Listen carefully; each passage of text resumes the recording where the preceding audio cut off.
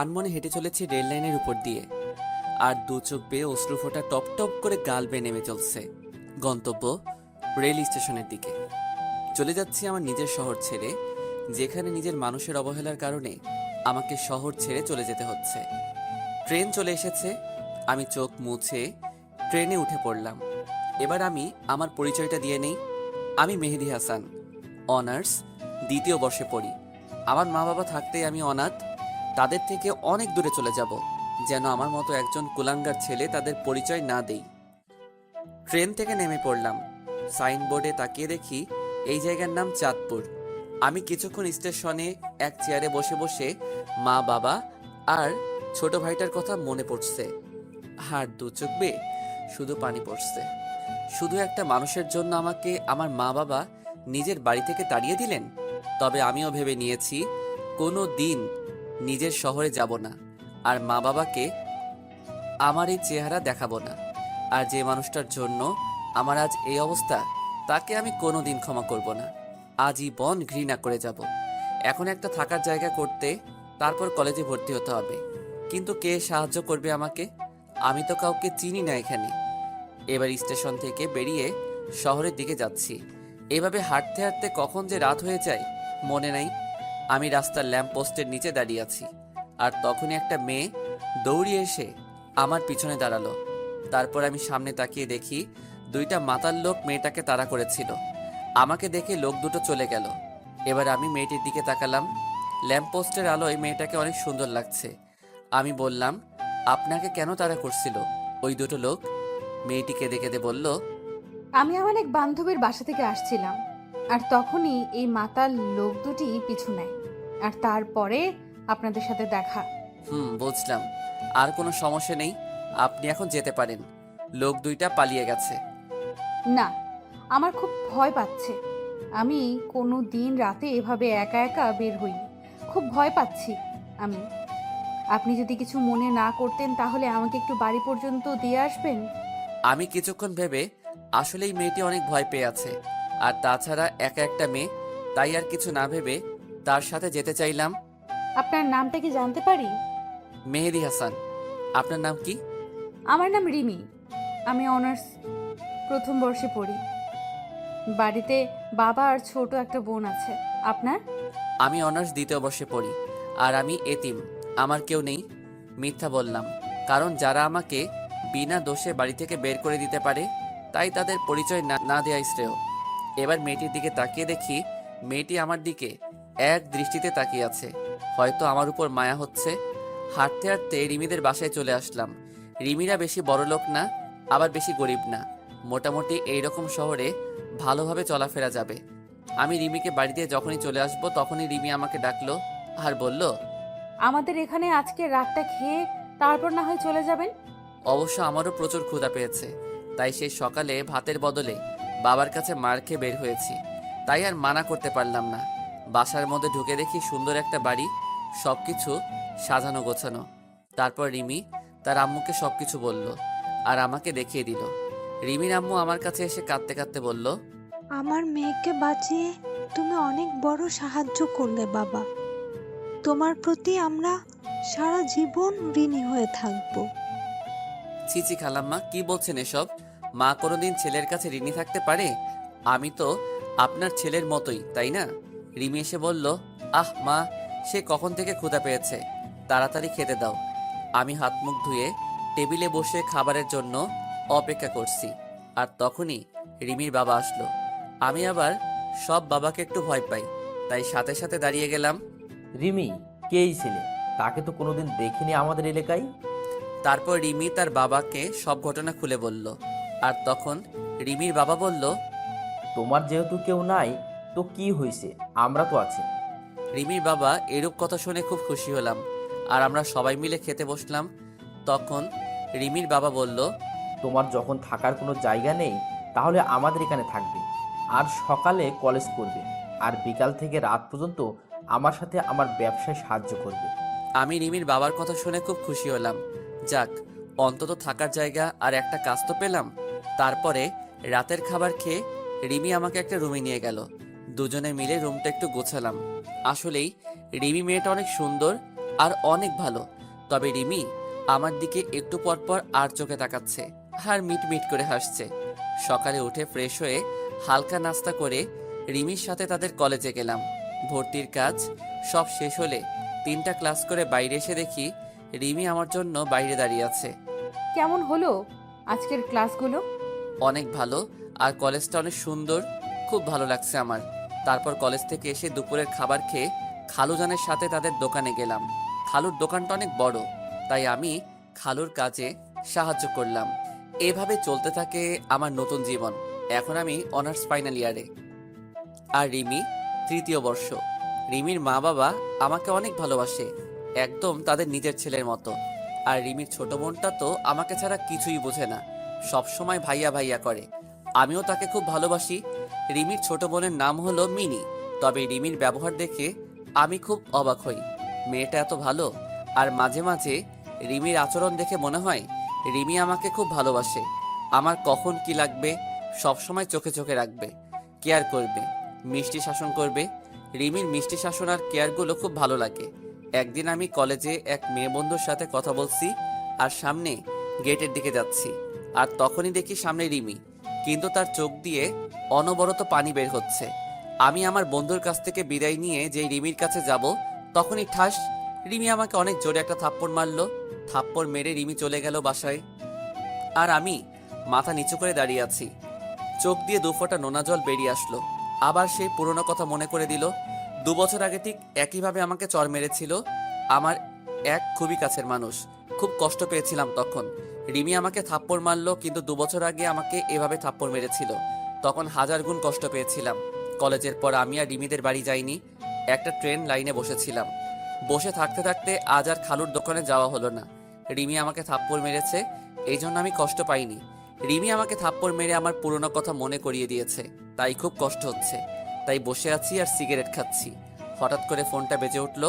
হাতে নিয়ে দেখি রিমি ফোন দিয়েছে। আমি রিসিভ না করে ফোনটা সাইলেন্ট করে রেখে দিলাম। আবার পুরনো কথা ভাবছি। ভাবতে ভাবতে রাত 10টা বেজে গেল। এবার ফোনটা হাতে নিয়ে দেখি খালুজানের 6 বার কল দিয়েছেন। আবার ফোন এসেছে খালুর। আমি রিসিভ করলাম। খালু বলল, মেহেদি, তুমি কোথায়? কত টেনশন হচ্ছে, তুমি তাড়াতাড়ি বাসায় আসো। জি খালু, আসছি। কিছুক্ষণ হাঁটার পর বাড়ি চলে আসলাম। কলিং বেল চাপতেই খালা দরজা খুলে দিল। কোথায় ছিলে তুমি বাবা? সে কখন থেকে বসে আছি। যাও হাত মুখ ধুয়ে আসো। জি খালা, আসছি। তারপর ভিতরে ঢুকতেই মিনি, আমার পিচ্চি বোনটা দৌড়িয়ে এসে আমাকে জড়িয়ে ধরে কান্না করছে আর বলছে, ভাইয়া কোথায় ছিলে তুমি? জানো আমি কত কান্না করছি তোমার জন্য, আর আপু এখনো কান্না করছে তুমি আসোনি তাই। আর হবে না আমার পাগলি বোনটি, এবারের মতো ক্ষমা করে দাও আমাকে। কিন্তু রিমি কান্না করছে শুনে খুব খারাপ লাগছে। আমি এবার রিমির রুমের দিকে গেলাম আর রিমি বলে ডাক দিলাম। রিমি আমার দিকে যেই তাকালো আমি তো ভয় পেয়ে গেলাম। রিমির চোখ লাল ও ফুলে আছে, হয়তো কান্না করে এ অবস্থা হয়েছে। এবার রিমি দৌড়িয়ে এসে আমাকে জড়িয়ে ধরে জোরে জোরে কান্না করে দিল। আমি তো বেশ অবাক হলাম। কোথায় ছিলে তুমি? জানো আমি কত টেনশনে ছিলাম। আমি মনে করেছি তুমি আমাদের ছেড়ে চলে গেছো। তুমি আমায় ছেড়ে কোথাও যাবে না, আগে প্রমিস করো। আমি রিমিকে বুক থেকে সরিয়ে দিয়ে বললাম, কোথায় যাব আমি? তোমরা ছাড়া তো আর কেউ নেই আমার, তাহলে কোথায় যাব বলো আমি? হুম, মনে থাকে যেন, আর যেখানে যাবে আমাকে বলে যাবে। তাহলে আমাকে কলেজে ওইভাবে সবার সামনে থাপ্পড় মারলে কেন? তাহলে তুমি ওই মেয়েটার সাথে অমনভাবে হেসে কথা বলছিলে কেন? তুমি জানো কতটা কষ্ট হয়েছিল? কই হেসে কথা বলছি? আর ও তো আমার ক্লাসমেট, ওর সাথে তো কথা বলতেই পারি। আর ওর সাথে কথা বলেছি তো তোমার কি? আমার কি মানে? আমি তোমাকে ভালোবাসি। আমি নিজের জীবনের থেকেও তোমাকে ভালোবাসি। তোমার সরলতাকে আমি ভালোবেসে ফেলেছি।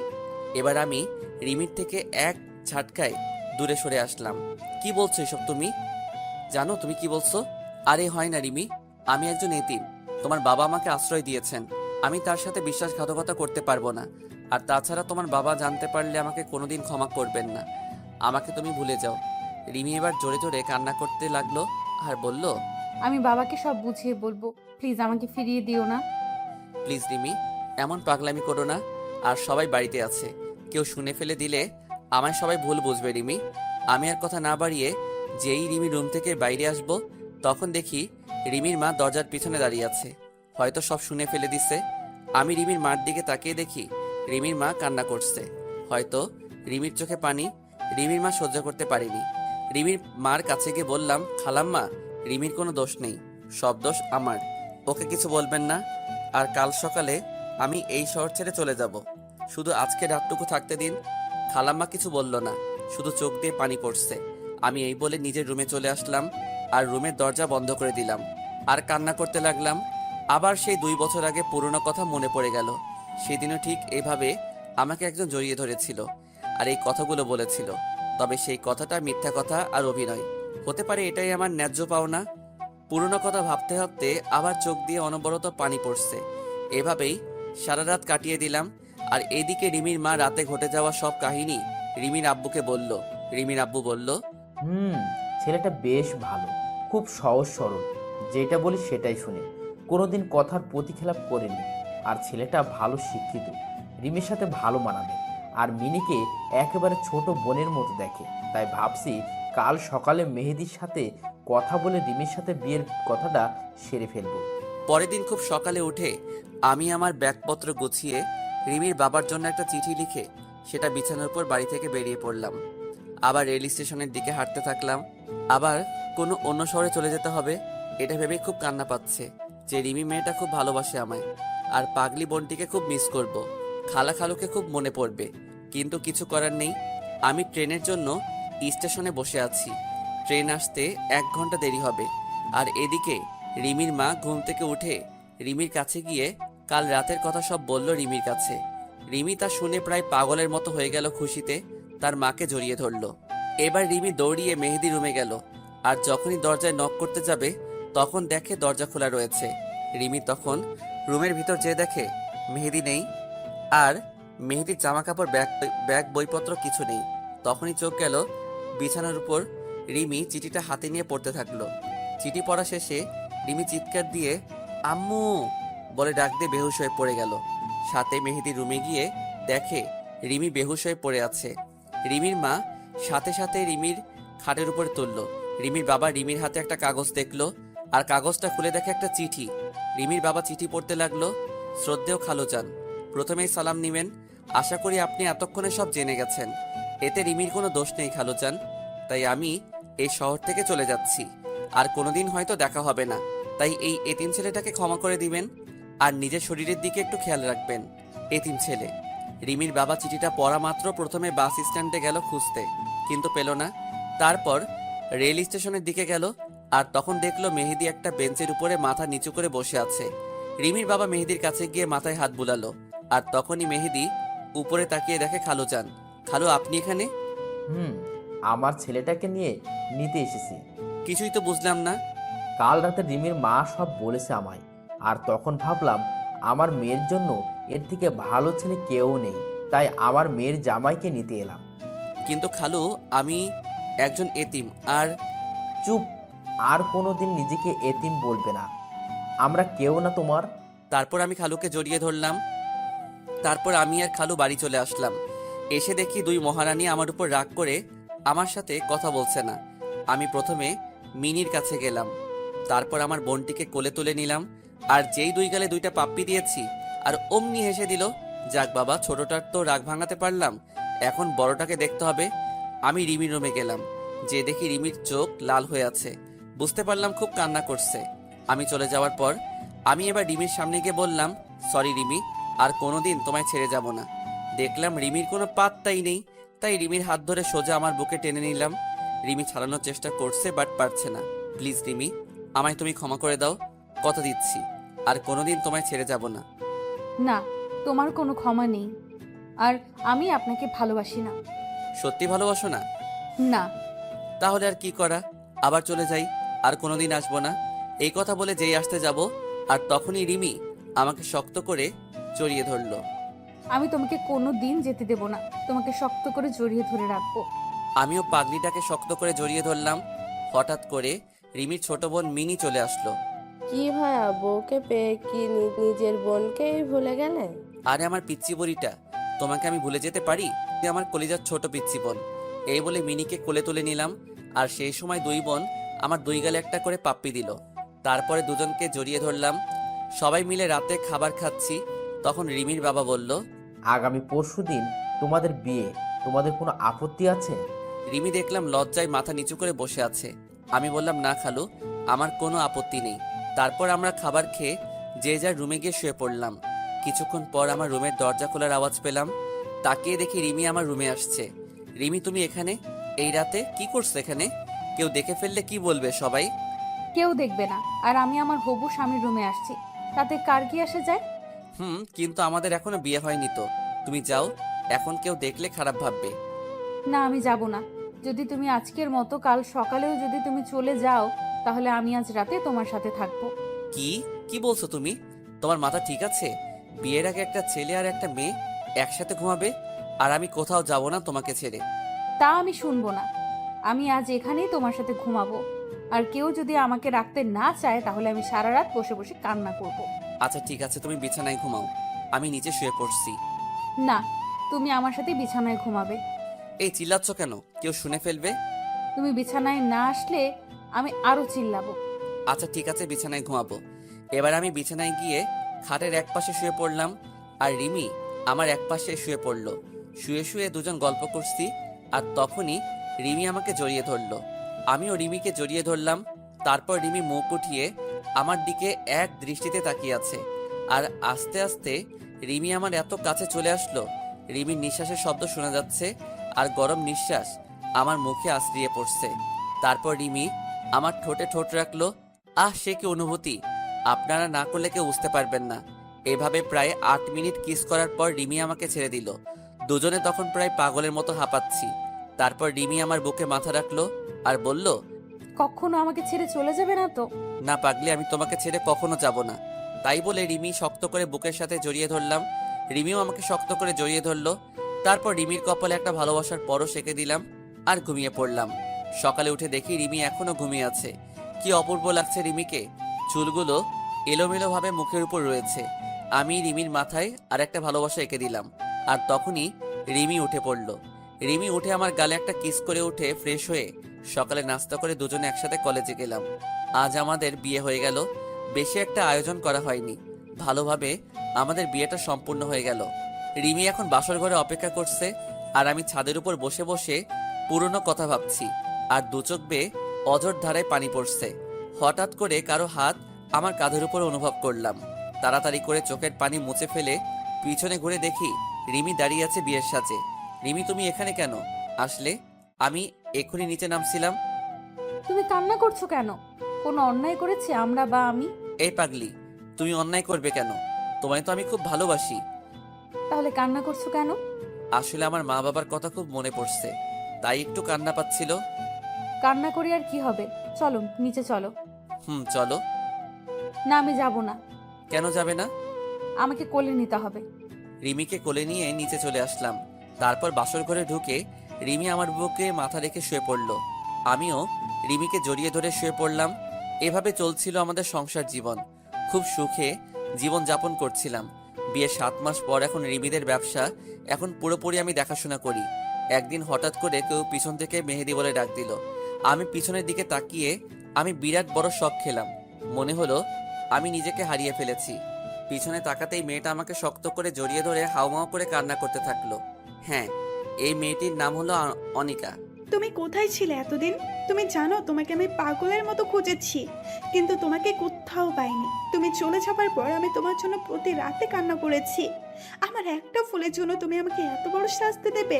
আমি তো তোমার সাথে একটু মজা করেছিলাম, আর তুমি সেই মজা সিরিয়াসলি নিয়ে তুমি কেন আমায় ছেড়ে চলে আসলে? আমি অনিকাকে সরিয়ে দিয়ে বললাম, দেখেন, আমার জীবনে অতীতে যা ঘটে গিয়েছে আমি সব ভুলে গেছি, আর তাছাড়া আমার এখন একটা ভবিষ্যৎ আছে।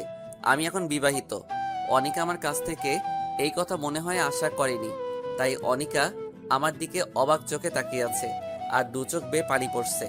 আমি চাই না যে তুমি আমাদের বিবাহিত জীবনে দেয়াল হয়ে দাঁড়াও। তোমার ওই দিনের ঘটনার পরে তোমাকে সবচেয়ে বেশি ঘৃণা হয়। তোমার কথা মনে পড়লে আমার প্রচণ্ড রকমের রাগ হয়। আর তোমার জন্য আমি আমার বাবা মা আমাকে ভুল বুঝলো, আমাকে বাড়ি থেকে তাড়িয়ে দিল। তাই তুমি আমার সামনে আসবে না। তোমাকে আমার একদম সহ্য হয় না, তাই তুমি না আসলে আমি বেশি খুশি হব। অনিকা কান্না করতে করতে চলে গেল। আমি হঠাৎ করে পিছনে তাকিয়ে দেখি রিমি দাঁড়িয়ে। আর রিমির চোখ দিয়ে টপ টপ করে পানি পড়ছে। হয়তো রিমি সব শুনে ফেলেছে। আমি রিমিকে দেখে কোনো অবাক হইনি, কারণ সত্য কথা কোনোদিন চাপা থাকে না। এবার আমি রিমির সামনে গেলাম। রিমি আমাকে শক্ত করে জড়িয়ে ধরে কান্না করতে থাকলো। আমিও রিমিকে শক্ত করে জড়িয়ে ধরলাম। কে ওই মেয়েটা তোমাকে জড়িয়ে ধরে ভালোবাসি বললো? আমার অতীত। তুমিই তো বলেছিলে তুমি এতিম, তোমার কেউ নেই। তাহলে আমার সাথে মিথ্যা বললে কেন? আমি তখন পরিস্থিতির শিকার ছিলাম, আর আমার মা বাবা ছোট ভাই সবাই আছে। রিমি এবার আবার শক্ত করে জড়িয়ে ধরে বলল, আমাকে ছেড়ে যাবে না তো কোনোদিন? কান্না করে বলল, না আমার পাগলি বউ, তোমাকে ছেড়ে কোথাও যাব না। তাহলে আমাকে বলতে হবে তোমার অতীতের কথা। ভালো, আপনার গল্পগুলো আমার কাছে অনেক ভালো লাগে। বলতে গেলে আপনার প্রেমে পড়ে গিয়েছি। কি বললেন? কার প্রেমে পড়েছেন আপনি? সরি, আপনাকে না, আপনার গল্পের প্রেমে পড়ে গিয়েছি। ও ধন্যবাদ, বাঁচালেন আমাকে। আমি তো ভয় পেয়ে গিয়েছিলাম। এদিকে বারবার আম্মু ডাকছে, কলেজে দেরি হয়ে যাবে। ভাই আম্মু ডাকছে, কলেজ যেতে হবে। তাই বলে আমি অফলাইন হয়ে গেলাম। আমি ঘুম থেকে উঠে হালকা নাস্তা করে কলেজে চলে আসলাম। আমি আমার রুমে যেই ঢুকতে যাব, তখনই একটা মেয়ের সাথে ধাক্কা লেগে মেয়েটি পড়ে গেল। আমি সরি বলে চলে আসলাম আমার সিটে। আমি একবার পিছনে তাকিয়ে দেখি মেয়েটা রাগী চেহারায় আমার দিকে তাকিয়ে রয়েছে। আমি এত কিছু না ভেবে ক্লাসে মনোযোগ দিলাম। এভাবে সব ক্লাস করে কলেজ থেকে বাড়ি আসছি। তখনই আমার পিছন থেকে কে যেন শার্টের কলা ধরে টেনে ধরলো। আমি পিছনে ঘুরতেই দেখি সকালে যে মেয়ের সাথে ধাক্কা লাগলো সেই মেয়েটি। ওই সকালে আমাকে ওভাবে ধাক্কা দিয়ে ফেলে চলে গেলি, আবার আমাকে না তুলে চলে গেলি কেন? সরি বললাম তো তখন, তাহলে আবার কেন আমার কলার ধরলেন? ওই পিচ্ছি, তুই জানিস আমি কে? তোর সিনিয়র আমি, আর তুই আমাকে তুই করে বলে? দাঁড়া, তোর কি অবস্থা করি দেখ। আর যেন কোনোদিন তোরা আমার সামনে না দেখি। ওরা চলে গেল আর আমি ওখানে মাথা নিচু করে দাঁড়িয়ে থাকলাম। তবে মেয়েটি রাগলে খুব সুন্দর লাগে, একদম আমার স্বপ্নের রাজকুমারী। রাগলে আর তার ঠোঁট দুটো একদম লালা হয়ে যায়। আমি তো রাজকুমারীর প্রেমে পড়ে গেলাম। মনে হচ্ছে গাল দুইটা ধরে শুধু চুমু খাই। আমি চলে আসছি, তখন আমার এক বন্ধু বলল, কি রে, ওয়ানিকা থেকে মারলো কেন? তাহলে মেয়েটির নাম অনিকা? বাহ, নামের সাথে চেহারার কত মিল। কি রে, কি ভাবছিস? আর জানিস ওয়ানিকাকে? ওয়ানিকা হলো এই এলাকার নেতার মেয়ে, সেজন্য এত দেমাগোল। সব ছেলেরা ওকে ভয় পায়। কিন্তু আমি ভয় পাই না। দোস্ত, তুই আমাকে নিয়ে চিন্তা করিস না, দেখিস একদিন অনিকা আমার হবে। মানে কি বলতে চাস তুই? আমি তো কিছুই বুঝতে পারছি না। আমার অনিকাকে খুব ভালো লেগেছে। তার রাগী বাঁকা চেহারা যেন কোনো রাজকুমারী। অনিকা রাগলে তার গাল দইটা লাল হয়ে যায়। আনিকার বাবা জানলে কিন্তু তোকে ছাড়বে না। সে পরে দেখা যাবে। চল আগে দুইটা সিগারেট খেয়ে বাসায় চল। তারপর সিগারেট শেষ করে আমি বাসায় চলে আসলাম। এসে ফ্রেশ হয়ে একটু ফেসবুকে ঢুকলাম। দেখলাম সকালে সেই বৃষ্টি আইডি থেকে মেসেজ এসেছে। দেখলাম সে অনলাইনে আছে। আপনি কোন কলেজে পড়েন? KMH সরকারি কলেজ। আপনি কোন কলেজে পড়েন? আমিও তো ওই কলেজে পড়ি। কোন ইয়ারে পড়েন আপনি? অনার্স থার্ড ইয়ারে। আপনি কোন ইয়ার? আমি সেকেন্ড ইয়ার। তাহলে কাল 10টায় বড় আম গাছের নিচে আসবেন। আমি আপনাকে দেখব, যে এত সুন্দর গল্প লিখে, তাকে একটু দেখব। ঠিক আসবো, এখন বাই। পরের দিন আমি একটু দেরি করে কলেজে গেলাম। যে দেখি অনিকা সেই আম গাছের নিচে একা দাঁড়িয়ে আছে, আর মনে হয় কারোর জন্য অপেক্ষা করছে। তারপর আমাকে সেই মেয়েটি মেসেজ দিল, লেখক সাহেব কোথায় আপনি? আপনি কোথায় আছেন? আর আমি কলেজে চলে আসছি। আমি আম গাছের নিচে দাঁড়িয়ে আছি। আমি আবার গাছের নিচে তাকালাম, দেখি অনিকা ছাড়া আর কেউ নেই। এবার আমি মনে মনে একটু খুশি হলাম। তাও শিওর হওয়ার জন্য আমি আবার ওকে মেসেজ দিলাম, আপনি কি হলুদ ড্রেস পরে আছেন? তাহলে আপনি চলে আসেন, আমি আপনাকে দেখব। এবার আমি মনে মনে প্যান্ট ড্যান্স দিচ্ছি। আমি লুঙ্গি পরিনি, তাই প্যান্ট পরে একটু ড্যান্স দিলাম। তখন আমি ভাবলাম, ওকে এভাবে দেখা দেওয়া যাবে না, আমাকে সবার সামনে চড় মারা, তাই না? এবার দেখো আমি কি করি ম্যাডাম। আমি আপনার সাথে দেখা করতে পারবো না। কেন পারবেন না? আমি কি কোনো অপরাধ করেছি? আপনার অনেক দোষ আছে। কি অপরাধ বলেন? যদি সত্যি আমি কোনো অপরাধ করে থাকি, তাহলে সেগুলো আমি সব শুধরিয়ে নিব। তুমি তোমার বাবার পাওয়ার কলেজে দেখাতে পারবে না, আর সবার সাথে ভালো ব্যবহার করতে হবে। আর গতকাল যাকে কলেজ শেষে চড় মারছো তাকে সরি বলতে হবে, আর তার ফ্রেন্ডশিপ করতে হবে। যদি এসব কথা মানতে পারো তাহলে আমার সাথে তুমি দেখা করতে পারবে। আমি রাজি, আমি সব করতে পারবো। তারপর আমি ক্লাসরুমে যাচ্ছি, তখন অনিকা আমার সামনে আসলো। কাল তোকে চড় মারার জন্য সরি। আর আমরা কি ফ্রেন্ড হতে পারি? এবার আমি না করে দিলাম, অনিকাকে একটু ভোগাতে হবে। আমিও কম কিসের, আমাকে চড় মারা, তাই না? এবার দেখবে কত ধানে কত চাল। কেন করব না আমার সাথে বন্ধু? আরে আমি বললাম তো, কালকের জন্য সরি। আমি আপনার সাথে বন্ধুত্ব করব না। আপনি একটু ভালো না, সবসময় ছেলেদের সাথে খারাপ ব্যবহার করেন। যদি আবার আমার সাথে করেন। আমি বললাম তো সরি। আর কালকে আমার মাথা ঠিক ছিল না, একটু রাগ করে বাসা থেকে বের হয়েছিলাম, তাই তোকে ওই চটটা মারছিলাম। ও তাহলে অন্যের উপর রাগ আমার উপর ঝাড়লেন? আমি আসলেই সরি। আর কোনোদিন তোকে কেন আর কোনো ছেলেকে মারবো না। এবার তো আমার সাথে বন্ধুত্ব কর। ওকে বন্ধু করতে পারি, কিন্তু আমার একটা শর্ত আছে। কি সত্য বল। আমি যা বলবো তাই শুনতে হবে। আর এইসব ছেলেদের কাপড় পরা যাবে না। আর সবার সাথে ভালো আচরণ করতে হবে। ওই পিচ্ছি, তুই আমার হুকুম করার কে? আর আমি তোর কথা মানতে পারবো না। ওকে, তাহলে আমিও তোমার সাথে বন্ধুত্ব করতে পারবো না। আচ্ছা, তোর সত্ত্বে আমি রাজি। আচ্ছা, আমি এখন ক্লাসরুমে যাই। আর হ্যাঁ, আর একটা কথা, কলেজ শেষে আমার জন্য দাঁড়িয়ে থাকবা। একটা কাজ আছে। তাই বলে আমি ক্লাসরুমে চলে আসলাম। আসলে অনেকে জানে না যে ফেসবুকের মেহেদী হাসান আর আমি একই মানুষ। আসলে কোনোদিন পিক দেইনি তো, তাই চিনতে পারিনি। এসে দেখি স্যার এখনো ক্লাসে আসেনি। তাই একটু ফেসবুকে ঢুকলাম। ফেসবুকে ঢুকে দেখি অনিকা মেসেজ দিয়েছে আর অ্যাক্টিভও আছে। তুমি যা বলছো আমি তাই করেছি। আমি ওই ছেলেটার সাথে বন্ধুত্ব করেছি। এবার তো তুমি আমার সাথে দেখা করো। আমি বলেছি তো, আমার যখন সময় হবে তখন আমি নিজেই তোমার সাথে দেখা করব। তোমাকে যে কাজটুকু করতে দেওয়া হয়েছে সেইটুকু আগে করো। তাই বলে আমি অফলাইন হয়ে গেলাম আর ক্লাসে মনোযোগ দিলাম। ক্লাস শেষে আমি বাইরে এসে দেখি অনিকা একা একা সেই বড় আম গাছটার নিচে দাঁড়িয়ে আছে। আমি অনিকার কাছে গিয়ে বললাম, চলো আজ দুজন মিলে ঘুরতে যাব আর ভালো একটা রেস্টুরেন্টে দুপুরে খাবার খাবো। অনিকা আমার কথা শুনে সোজা আমার কলার ধরে বলল, কি বললি তুই? আমি তোর সাথে ঘুরতে যাব? তুই ভাবলি কি করে? ঘুরতে না গেলে বন্ধুত্ব আমি করব না তোমার সাথে। তারপর অনিকা কিছুক্ষণ ভেবে বলল, ওকে আমি রাজি। তারপর আমি আর অনিকা একটা রিকশায় উঠে চলে আসলাম একটা নদীর তীরে। রিকশায় আসার সময় অনিকা আমার সাথে একটা কথাও বলেনি। তারপর আমরা একটা নদীর তীরে চলে আসলাম। অনিকা নদীর তীরে দাঁড়িয়ে আছে আর অনিকার চুলগুলো বাতাসে এলোমেলোভাবে উড়ে বেড়াচ্ছে। আর অনিকা সেই চুলগুলো কানের কাছে নিয়ে এসে বারবার চুল ঠিক করতে ব্যস্ত হয়ে পড়ছে। আহ, অনিকাকে কি সুন্দর লাগছে। মনে হচ্ছে আমি পিছন থেকে আলতো করে জড়িয়ে ধরে হাজারবার আমি তোমাকে ভালোবাসি বলতে ইচ্ছে করছে, কিন্তু ইচ্ছা থাকলে উপায় নেই। অনিকা বলল, ওই তোর নাম কি? আমার নাম মেহেদী হাসান। তারপর অনিকা আমার দিকে কেমন দৃষ্টিতে তাকিয়ে রইল। তারপর আরেকটু ঘোরাঘুরি করে চলে আসলাম একটা রেস্টুরেন্টে গিয়ে। তারপর কিছু খাবার খেয়ে যে যার বাড়ি চলে আসলাম। বাড়ি এসে ফ্রেশ হয়ে বিকালে বন্ধুদের সাথে একটু আড্ডা দিচ্ছি আর সিগারেট টানছি। আসলে আমি একটু একটু সিগারেট টানি। আর রাতের খাবার খেয়ে শুয়ে শুয়ে ফেসবুকে লগ ইন করে অনিকার সাথে কিছু কথা বলে ঘুমিয়ে পড়লাম। পরের দিন সকালে ঘুম থেকে উঠে ফ্রেশ হয়ে কলেজে চলে আসলাম। কলেজে এসে দেখি অনিকা এখনো আসেনি, তাই একটু বন্ধুদের সাথে আড্ডা দিচ্ছি। তখনই অনিকা আসলো।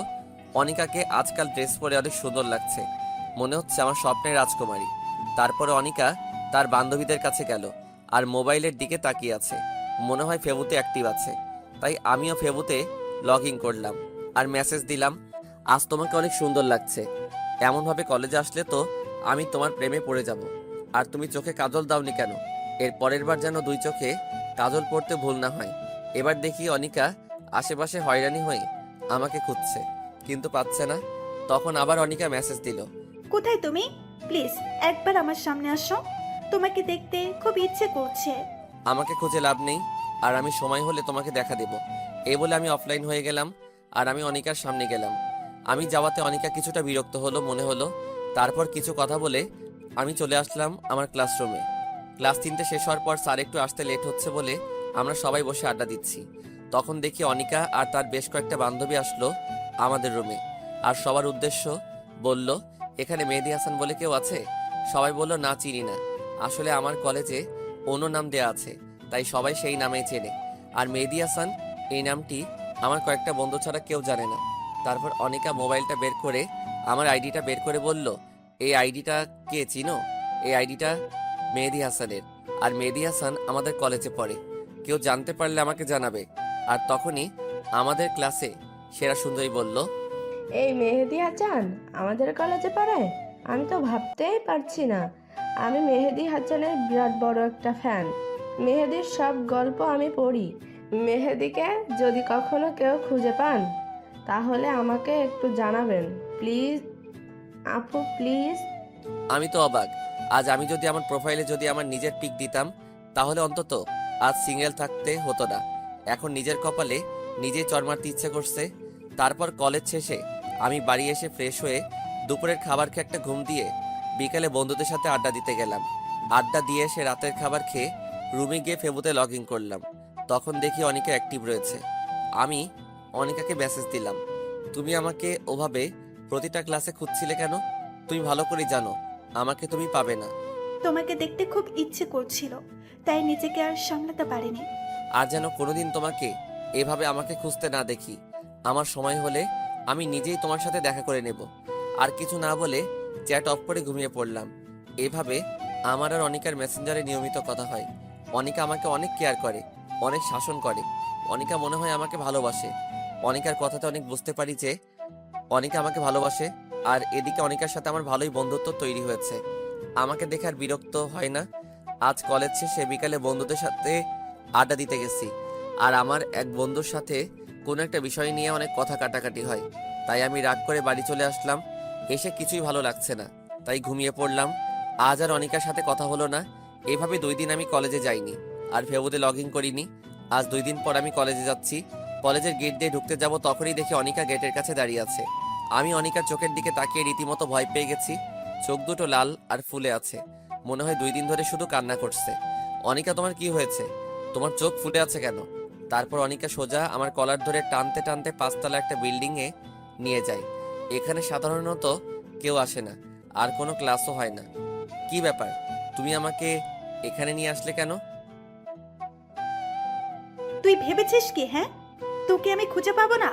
তুই আমার সাথে খেলা করেছিস।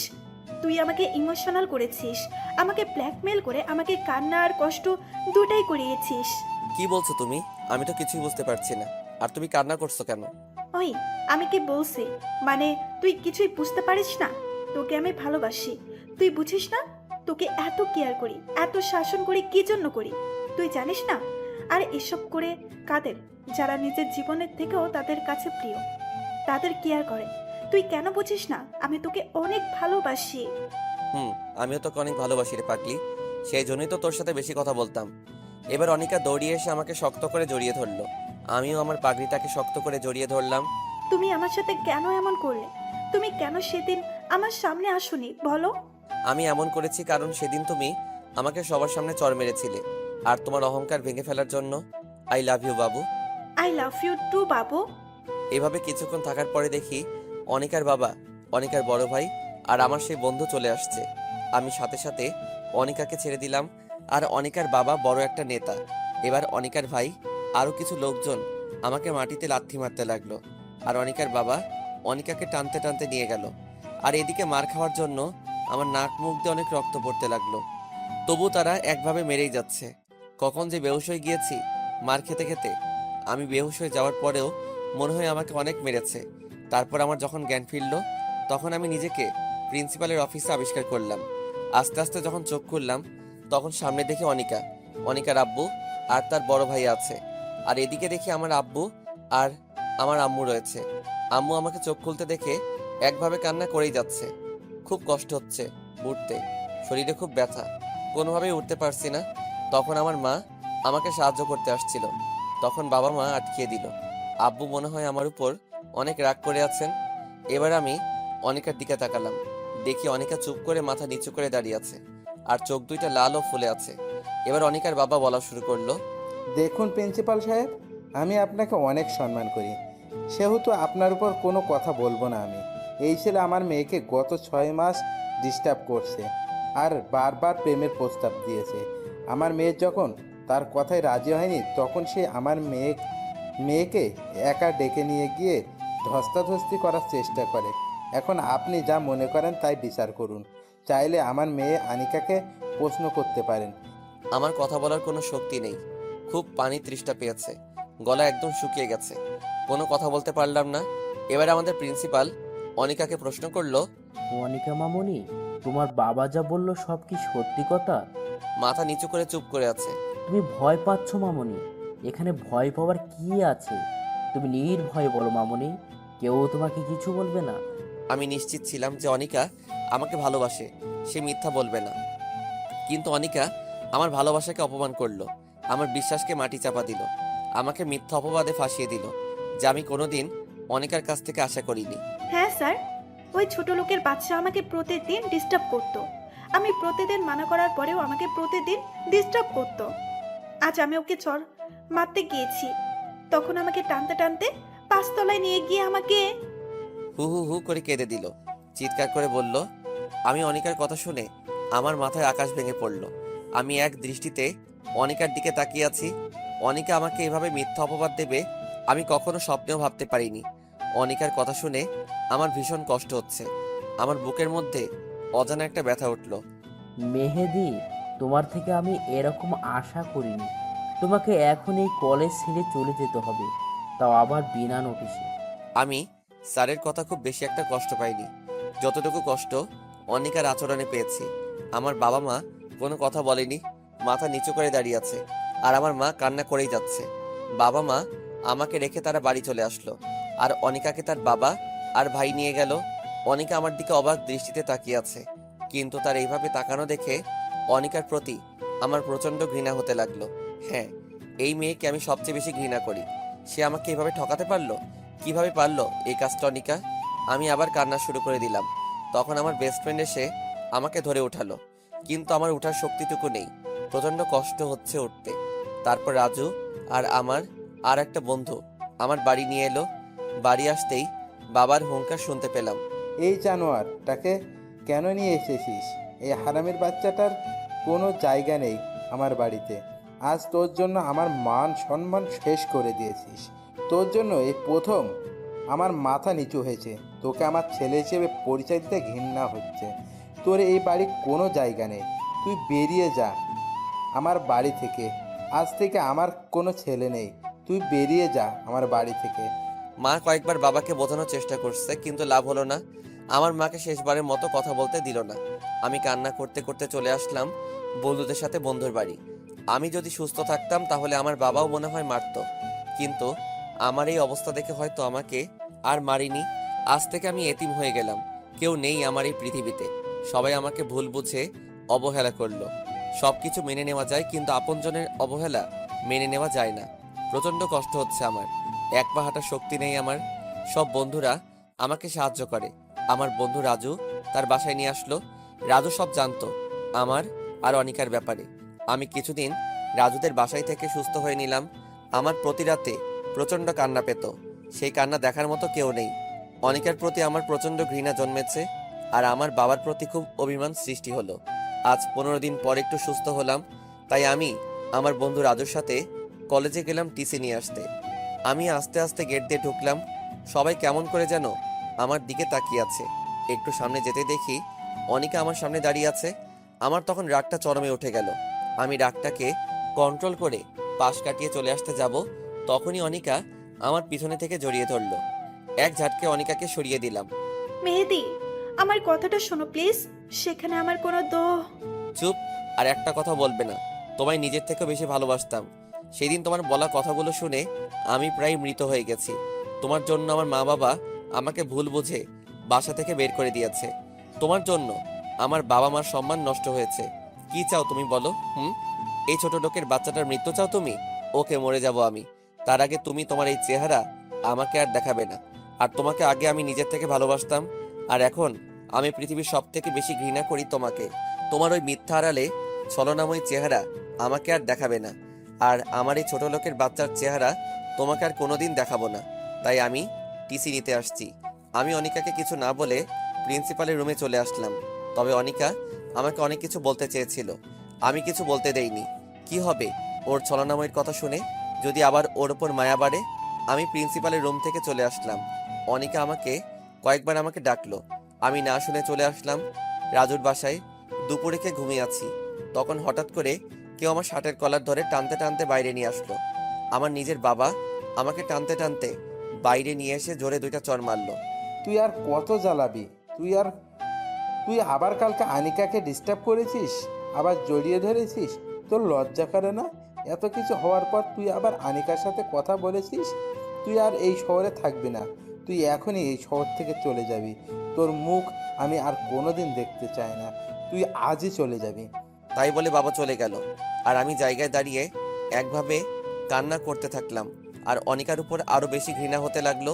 অনিকা এটা না করলেও পারতো। আমি রাজুর কাছ থেকে বিদায় নিয়ে রেল লাইন দিয়ে হাঁটছি বর্তমান। আর আপনারা তারপরে কি হয়েছে সবই তো জানেন। আমার চোখ দিয়ে টপ টপ করে পানি পড়ছে, দু চোখ দিয়ে।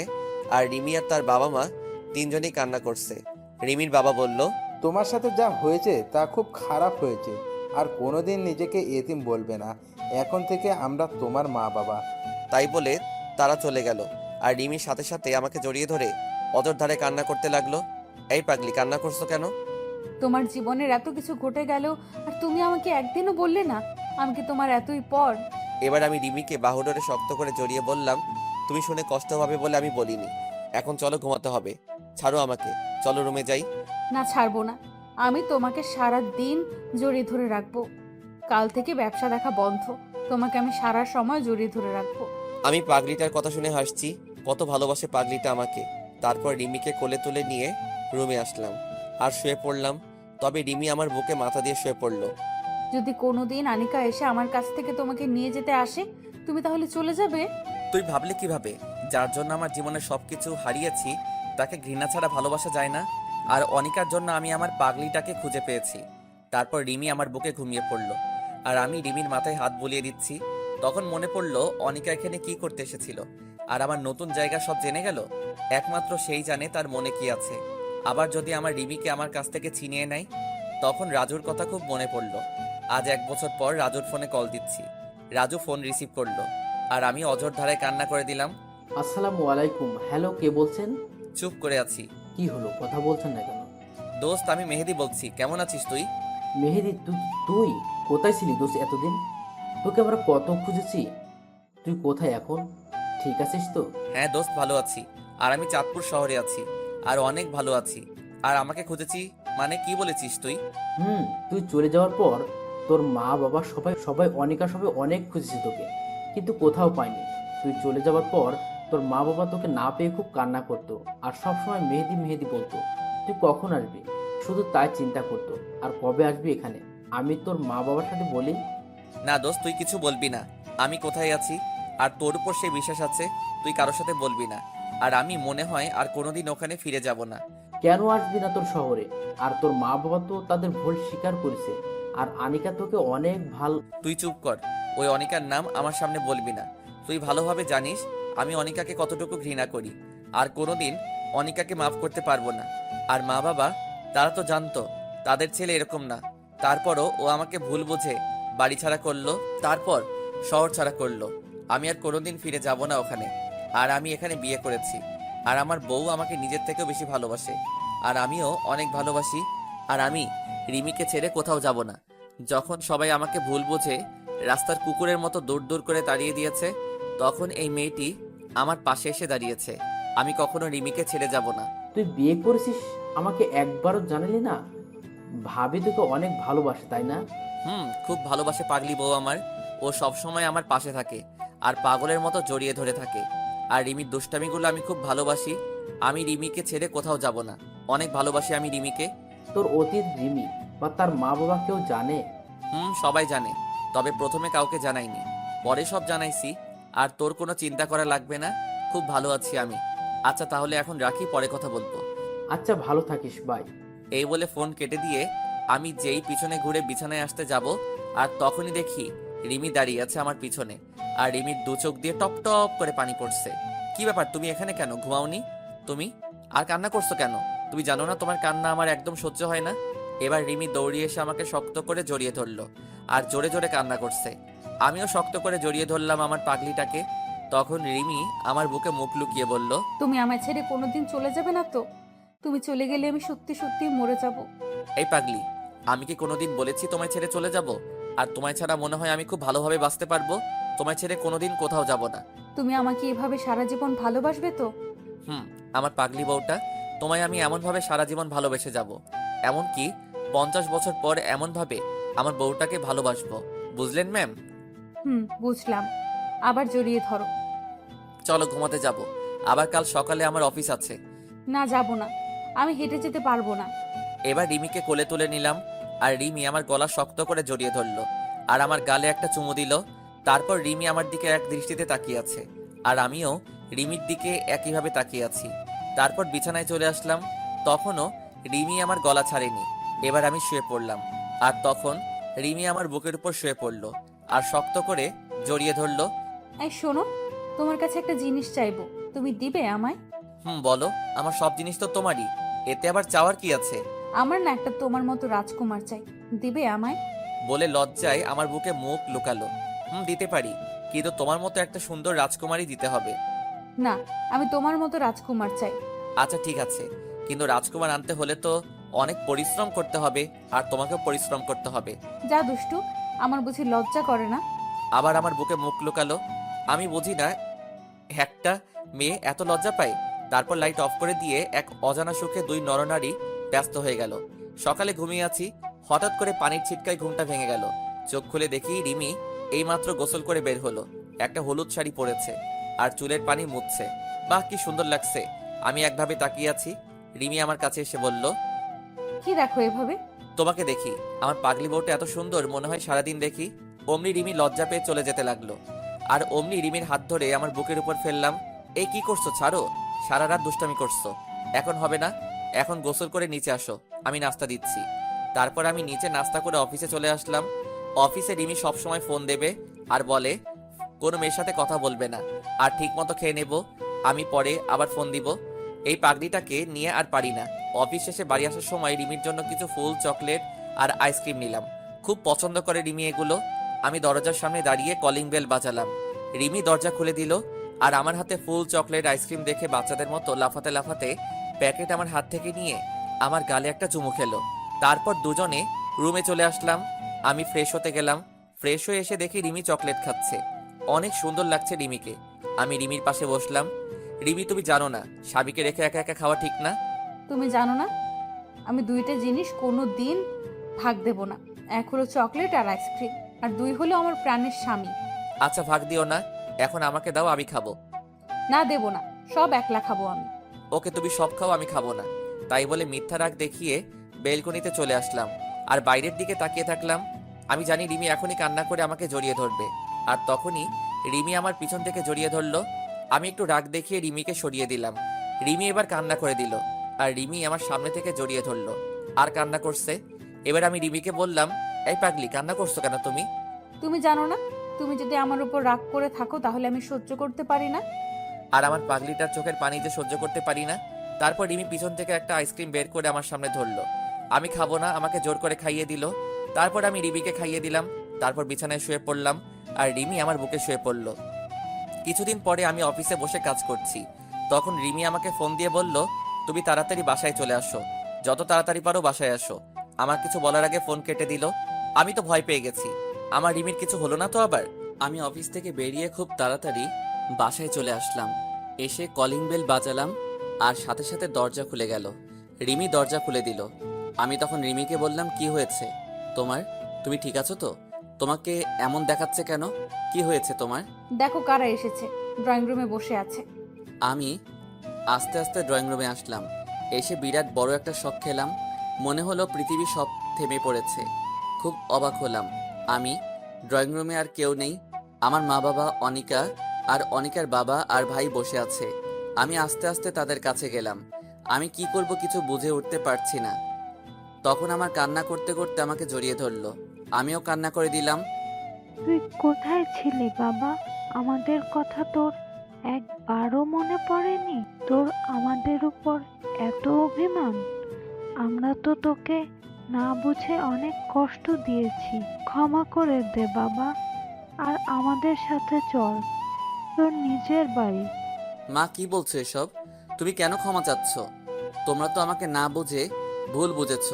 আর আমি কোথাও যাব না, আমি এখানে ভালো আছি। আর আমি বিয়ে করেছি মা। রিমি, এদিকে আসো।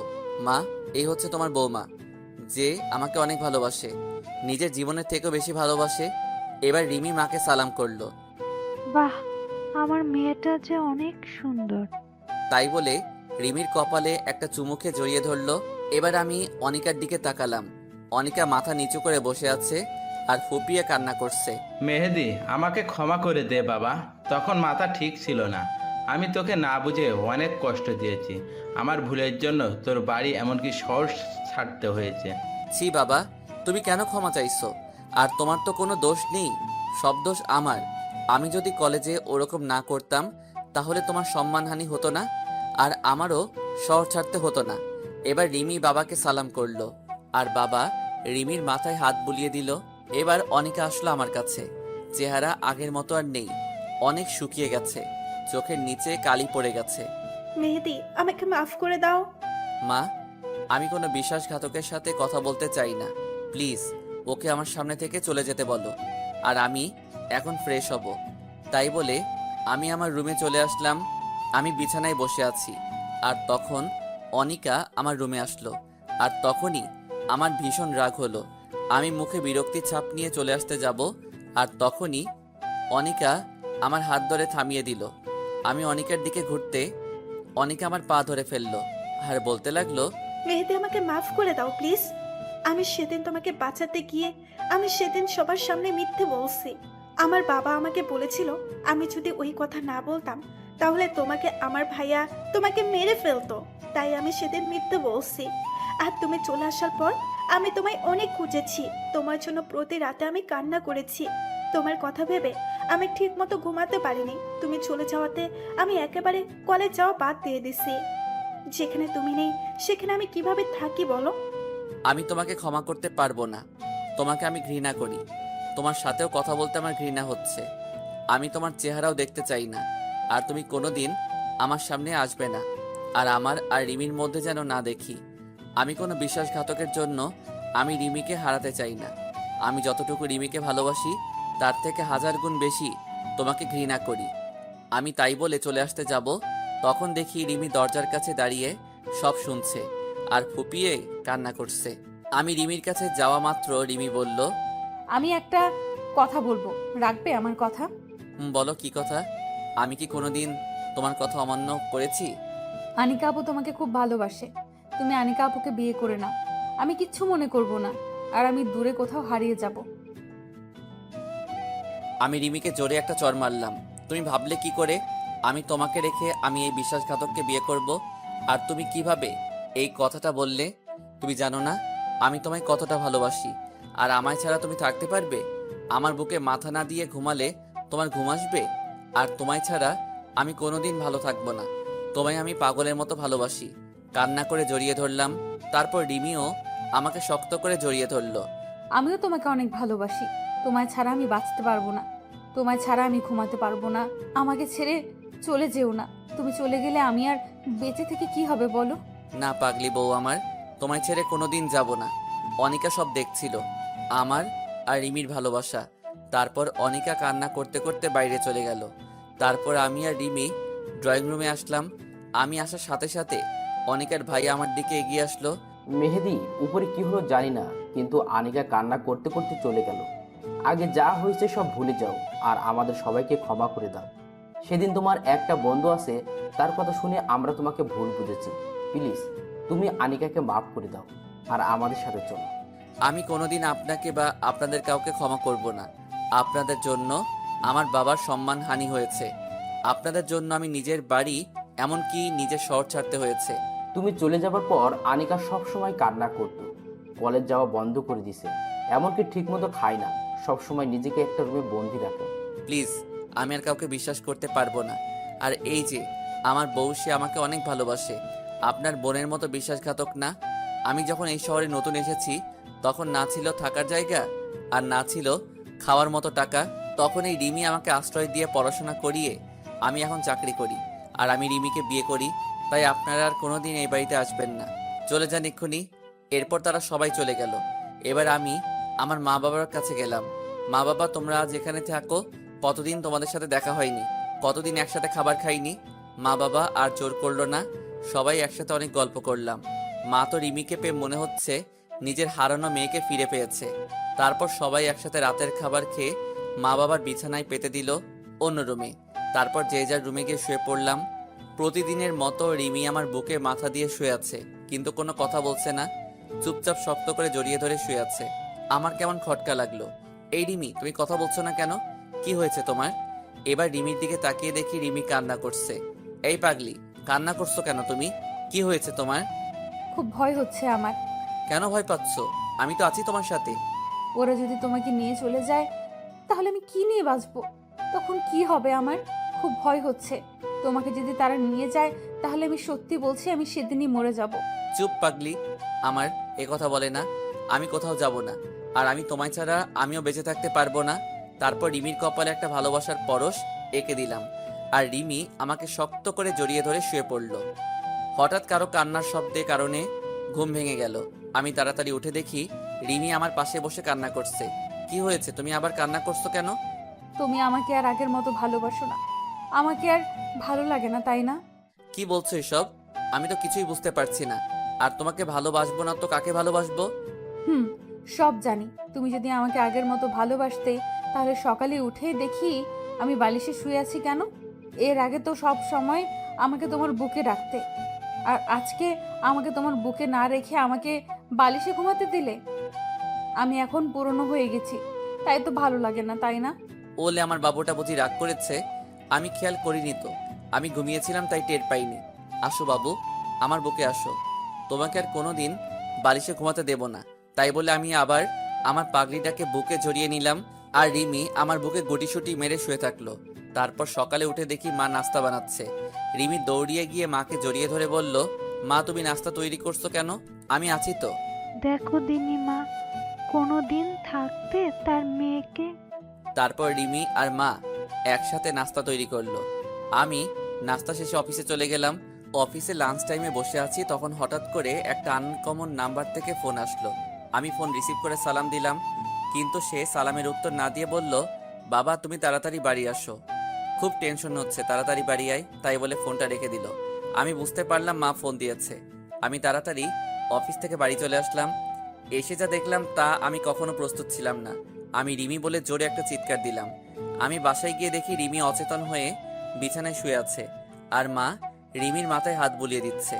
আমি তাড়াতাড়ি রিমির পাশে গিয়ে রিমির মাথাটা আমার কোলে তুলে নিলাম। মা কি হয়েছে রিমির? ও অচেতন হলো কিভাবে? বাবা রুম থেকে কিছু পড়ার শব্দ শুনে রুমে এসে দেখি রিমি এভাবে পড়ে আছে। তারপর তোকে ফোন দিলাম। আমি তাড়াতাড়ি ডাক্তার সাহেবকে ফোনে আসতে বললাম। মা বাবা নতুন জায়গা হয়তো কাউকে চিনে না, তাই ডাক্তারকে ফোন দিতে পারিনি। কিছুক্ষণ পর ডাক্তার আসলো। ডাক্তার রিমিকে পরীক্ষা করছে, আর আমি রিমির পাশে হাত ধরে বসে আছি। ডাক্তার একটা ইঞ্জেকশন দিয়ে দিল, আর বাইরে এসে বলল, মেহেদি সাহেব, আপনি মিষ্টি খান তাড়াতাড়ি, আপনি বাবা হতে যাচ্ছেন। ডাক্তারের কথা শুনে যে কি পরিমাণ খুশি হয়েছি তা বলে বোঝাতে পারবো না। মনে হয় আমার জীবনের সবচেয়ে খুশির খবর এটা। তারপর ডাক্তারকে বিদায় দিয়ে আমি রিমির পাশে গিয়ে বসলাম। কিছুক্ষণ পর রিমির জ্ঞান ফিরল। তখনই মা বাবা রুম থেকে চলে গেল। আমার কি হয়েছিল? আমি তখন মাথাটা প্রচণ্ডভাবে ব্যথা হয়ে উঠল। তারপর আর কিচ্ছু মনে নাই। কি হয়েছে বলো আমায়। আর তোমার চেহারা এরকম গম্ভীর হয়ে আছে কেন? সত্যি বলবে আমায়। ডাক্তার বলল, তুমি আর কোনোদিন মা হতে পারবে না। মিথ্যা কথা বললাম রিমিকে সারপ্রাইজ দেব বলে। এবার কান্না করে দিল আর আমাকে জড়িয়ে ধরলো। না, তুমি মিথ্যা বলছো। আমি বিশ্বাস করি না। বলো তুমি মিথ্যা বলছো। আমি তোমাকে কোনো দিন বাবা ডাক শোনাতে পারবো না, তাই না? আর তখন তুমি আমাকে ছেড়ে চলে যাবে, তাই না? প্লিজ, তুমি আমাকে ছেড়ে চলে যেও না। দরকার হয় তুমি আরেকটা বিয়ে করো, তবু আমি তোমাকে ছাড়া থাকতে পারবো না। তোমায় ছাড়া আমি বাঁচবো না। আমি রিমিকে বুকে জড়িয়ে নিয়ে বললাম, কী সব বলছো তুমি? আমিও তোমাকে ছাড়া থাকতে পারবো না, আর আমি কাউকে বিয়ে করব না। আমার থেকে তোমাকে কেউ কেড়ে নিতে পারবে না, কারণ আমি বাবা হতে চলেছি। রিমি এবার আমার বুক থেকে মাথা উঠিয়ে আমার দিকে করুণ দৃষ্টিতে তাকিয়ে আছে। রিমি এবার জোরে করে কান্না করে দিল, আর আমাকে এবার শক্ত করে জড়িয়ে ধরে বাচ্চাদের মতো কান্না করে দিল। তুমি কেন আমাকে মিথ্যা বলছো? তুমি জানো কতটা কষ্ট পেয়েছিলাম আমি। আমি মা হতে পারবো না বলে কষ্ট পাইনি। আমি কষ্ট পেয়েছি তুমি আমাকে ছেড়ে চলে যাবে তাই। খুব কষ্ট হয়েছিল। তুমি জানো না আমি সব সহ্য করতে পারি, কিন্তু তোমাকে হারিয়ে ফেলার কষ্ট সহ্য করতে পারবো না। তুমি বলো, আমাকে আর কষ্ট দেবে না? এবার আমিও রিমিকে শক্ত করে জড়িয়ে ধরলাম, আর আমিও কান্না করে দিয়েছি। হয়তো রিমির কান্না আমি সহ্য করতে পারি না, তাই। তুমি ভাবলে কিভাবে যে আমি তোমাকে ছেড়ে থাকতে পারবো? তুমি জানো না তোমাকে কতটা ভালোবাসি আমি। আর আজ যদি আমাদের কোনো সন্তানও না হয়, তাহলে আমরা দুজন সারা জীবন একসাথে থাকবো। আমাদের মাঝে কাউকে আসতে দেব না। এই বলে আমি রিমির কপালে একটা চুমু খেলাম আর রিমিকে পরম ভালোবাসায় আমার বাহুডোরে জড়িয়ে নিলাম। এই ছাড়ো, আমি এই মাত্র অফিস থেকে আসলাম, এবার একটু ফ্রেশ হয়ে আসি। না, ছাড়বো না। তোমার বুকে আমি এভাবে সারা জীবন থাকতে চাই। গায়ে সব ধুলাবালি ময়লা লেগে আছে, আমি যাবো আর আসবো, শার্টটা চেঞ্জ করে চলে আসবো। না, তুমি চুপচাপ বসে থাকো, কোথাও যেতে দেবো না তোমাকে। তুমি সব সময় অফিসে থাকো, সারা দিন কাছে পাই না। আজ পেয়েছি, আজ তোমাকে ছাড়বো না। কি মেরে বাবা, তবে খুব ভালো লাগে রিমির ভালোবাসাগুলো। সে যখন আহ্লাদি সুরে ছোট ছোট করে কথা বলে, মনে হয় সারা জীবন তার সাথে কথা বলি। এই আমাদের বাবু হবে, তখন আমাদের বাবুটা কোথায় থাকবে? আমাদের মাঝখানে না তোমার ওপাশে? তুমি বলো কোথায় থাকবে? তুমি আমার বাম পাশের বুকে শুয়ে থাকবে, আর আমাদের বাবুটা আমার ডান পাশের বুকে শুয়ে থাকবে, ঠিক আছে? না, ঠিক নেই। আমি তোমাকে কারো ভাগ দেব না। এই পুরো বুকটা আমার। আমি কাউকে তোমার বুকে ঘুমাতে দেব না, এমনকি আমাদের সন্তান কেউ না। কি মেরে বাবা, নিজের সন্তানকে হিংসা করে? কি বলছো? সে তো আমার সন্তান, আমি তাকে বুকে জড়িয়ে ঘুমাবো না? না বলছি তো, আমি তোমাকে কাউকে ভাগ দেব না। আর আমাদের সন্তানকে দোলনায় রেখে দেব, আর না হয় তোমার মা বাবার কাছে রেখে দিব। কি, আমাদের সন্তান মা বাবার কাছে ঘুমাবে কেন? যদি তুমি আমাকে রেখে আমাদের সন্তানকে আদর করো তাই। তুমি শুধু আমাকে আদর করবে, কথা মনে থাকবে তো? থাকবে। পাগলি একটা, তোমাকে রেখে আমি কাউকে আদর করব না। তারপর আমি রিমিকে সরিয়ে ফ্রেশ হয়ে রাতের খাবার খাচ্ছি, তখন মা বলল, বাবা মেহেদি, তুই এবার আমাদের সাথে চল। তোর নিজের বাড়িতে তুই যাবি। আর রিমের শরীরের অবস্থা খুব একটা ভালো না, তাই বলছি কি, আমাদের সাথে চল। আমি বৌমাকে দেখে রাখবো। তাহলে আম্মু, আমি অফিস থেকে ট্রান্সফার নিয়ে কাল সবাই মিলে যাব। রাতের খাবার খেয়ে আমি আর রিমি রুমে চলে আসলাম। আমি শুয়ে পড়লাম, আর রিমি কিছু কিছু কাজ করে শুতে চলে এলো। তারপর রিমি আমার বুকে মাথা দিয়ে শুয়ে বলল, আমি প্রায় শুনি অনেক মেয়ে মা হতে গিয়ে মারা যায়, আমিও যদি তাদের মধ্যে পড়ি তখন তুমি আমাকে ছাড়া থাকতে পারবে? চুপ, এরকম কথা আর বলবে না। আর তোমার কিছু হবে না, তোমার পাশে আমি সব সময় থাকবো। তুমি কোনো চিন্তা করো না, শুধু আমাকে ভালোবেসে যাও আর আমাদের বাবুটার দিকে খেয়াল রাখো। তারপর রিমি জড়িয়ে ধরে ঘুমিয়ে পড়লাম। সকালে উঠে দেখি রিমি সুন্দর করে বাচ্চাদের মতো গুটিসুটি মেরে আমাকে জড়িয়ে ধরে শুয়ে আছে। মনে হচ্ছে রিমি তার সবচেয়ে নিরাপদ জায়গা পেয়ে গেছে। আমিও আর রিমিকে ডাকলাম না, ডাকলে রিমির ঘুমটা ভেঙে যাবে। কিছুক্ষণ পর রিমির ঘুম ভেঙে গেল, আর আমার দিকে তাকিয়ে দেখে আমি তার দিকে তাকিয়ে আছি। তখন রিমি আমার ঠোঁটে একটা চুমু খেলো, আর দুই গালে দুইটা চুমু দিয়ে উঠে পড়লো।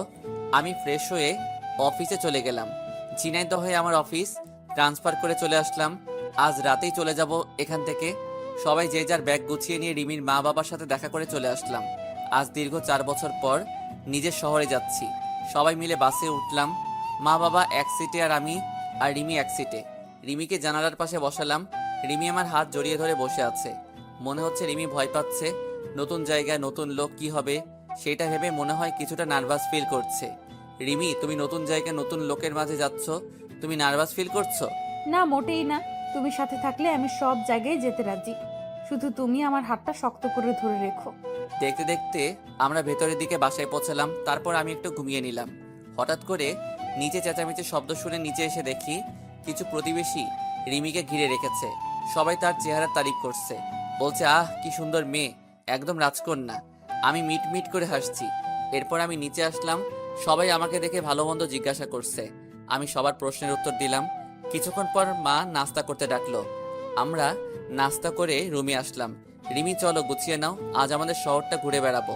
অনেকদিন পর আসছি তো তাই, আর তোমারও শহরটা চেনা হয়ে যাবে। আমরা দুজন বের হয়ে গেলাম। আমি কাল একটা পাঞ্জাবি পরেছি, আর রিমি কাল একটা শাড়ি পরেছে। যখনই আমরা বের হতে যাব তখনই মা ডাকলো।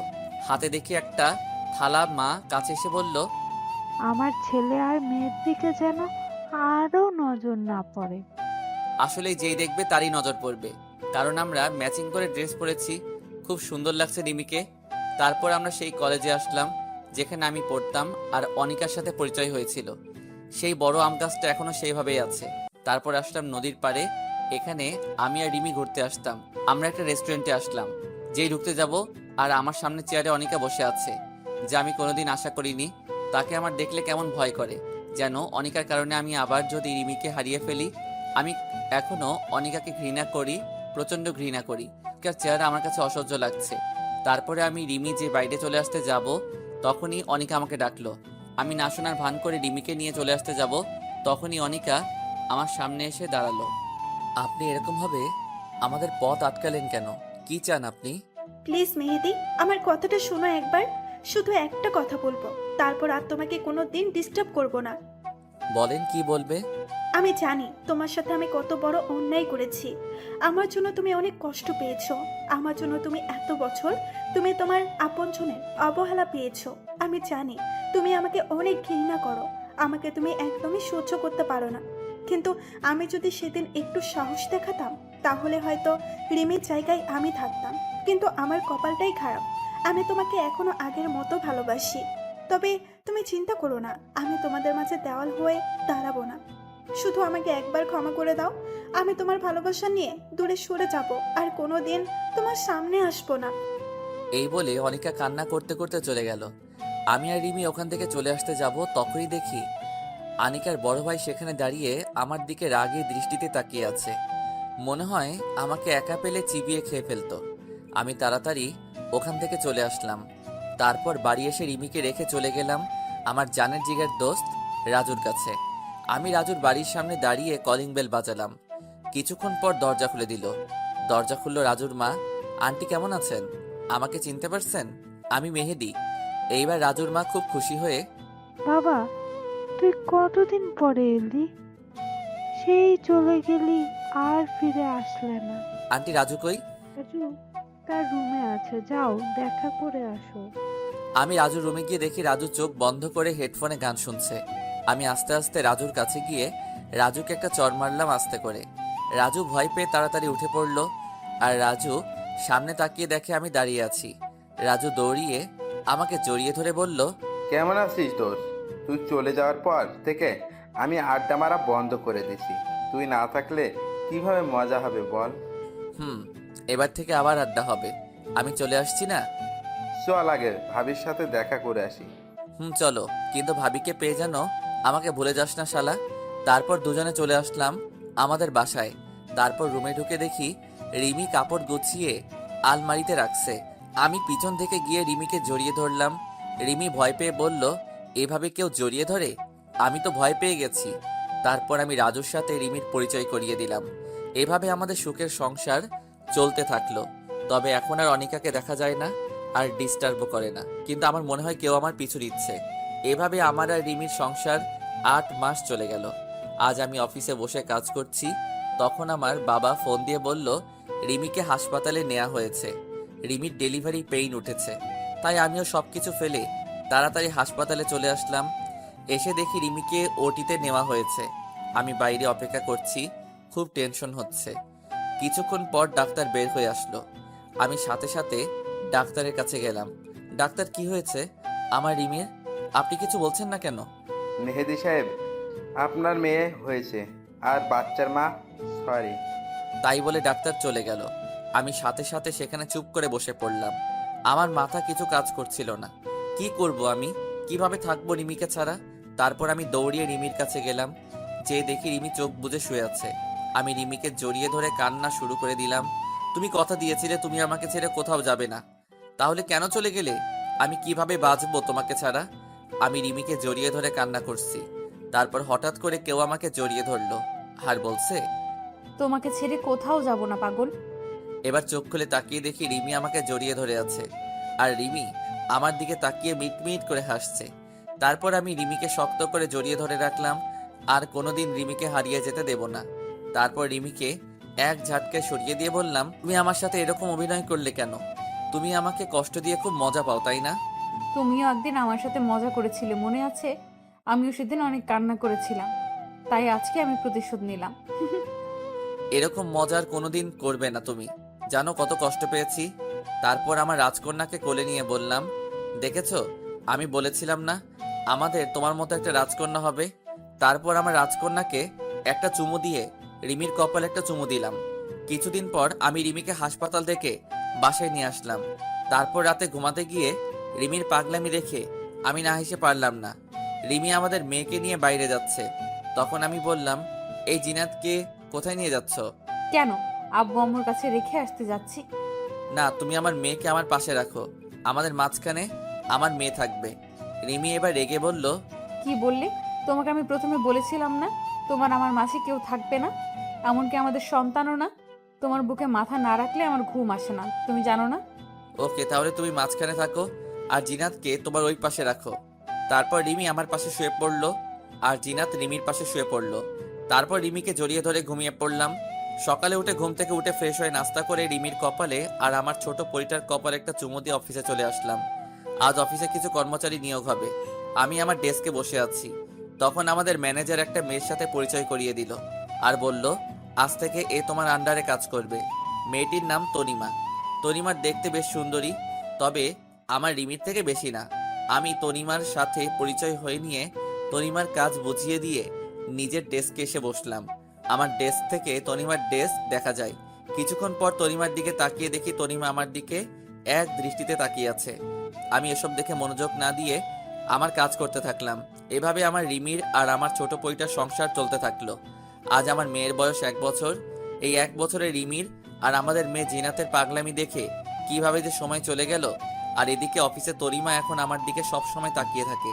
কারণে অকারণে আমার সাথে আমার ডেস্কে আসে। আজ অফিস থেকে বাড়ি আসতে যাব, তখন তনিমা আমাকে কফি খাওয়ার জন্য বলল। আমিও মানা করতে পারলাম না। সব সময় অফিস বাড়ি করতে করতে আমারও কেমন অধৈর্য হয়ে গেছে, তাই আমিও রাজি হয়ে গেলাম। কফি শপ থেকে তনিমাকে বিদায় দিয়ে আমি বাড়ি চলে আসলাম। Calling bell বাজালাম। কিছুক্ষণ পর আমার মা দরজা খুলে দিল। আমি বেশ অবাক হলাম, কারণ এই পর্যন্ত প্রতিদিন রিমি দরজা খুলে দেয়। মা, তুমি দরজা খুলছো কেন? রিমি কই?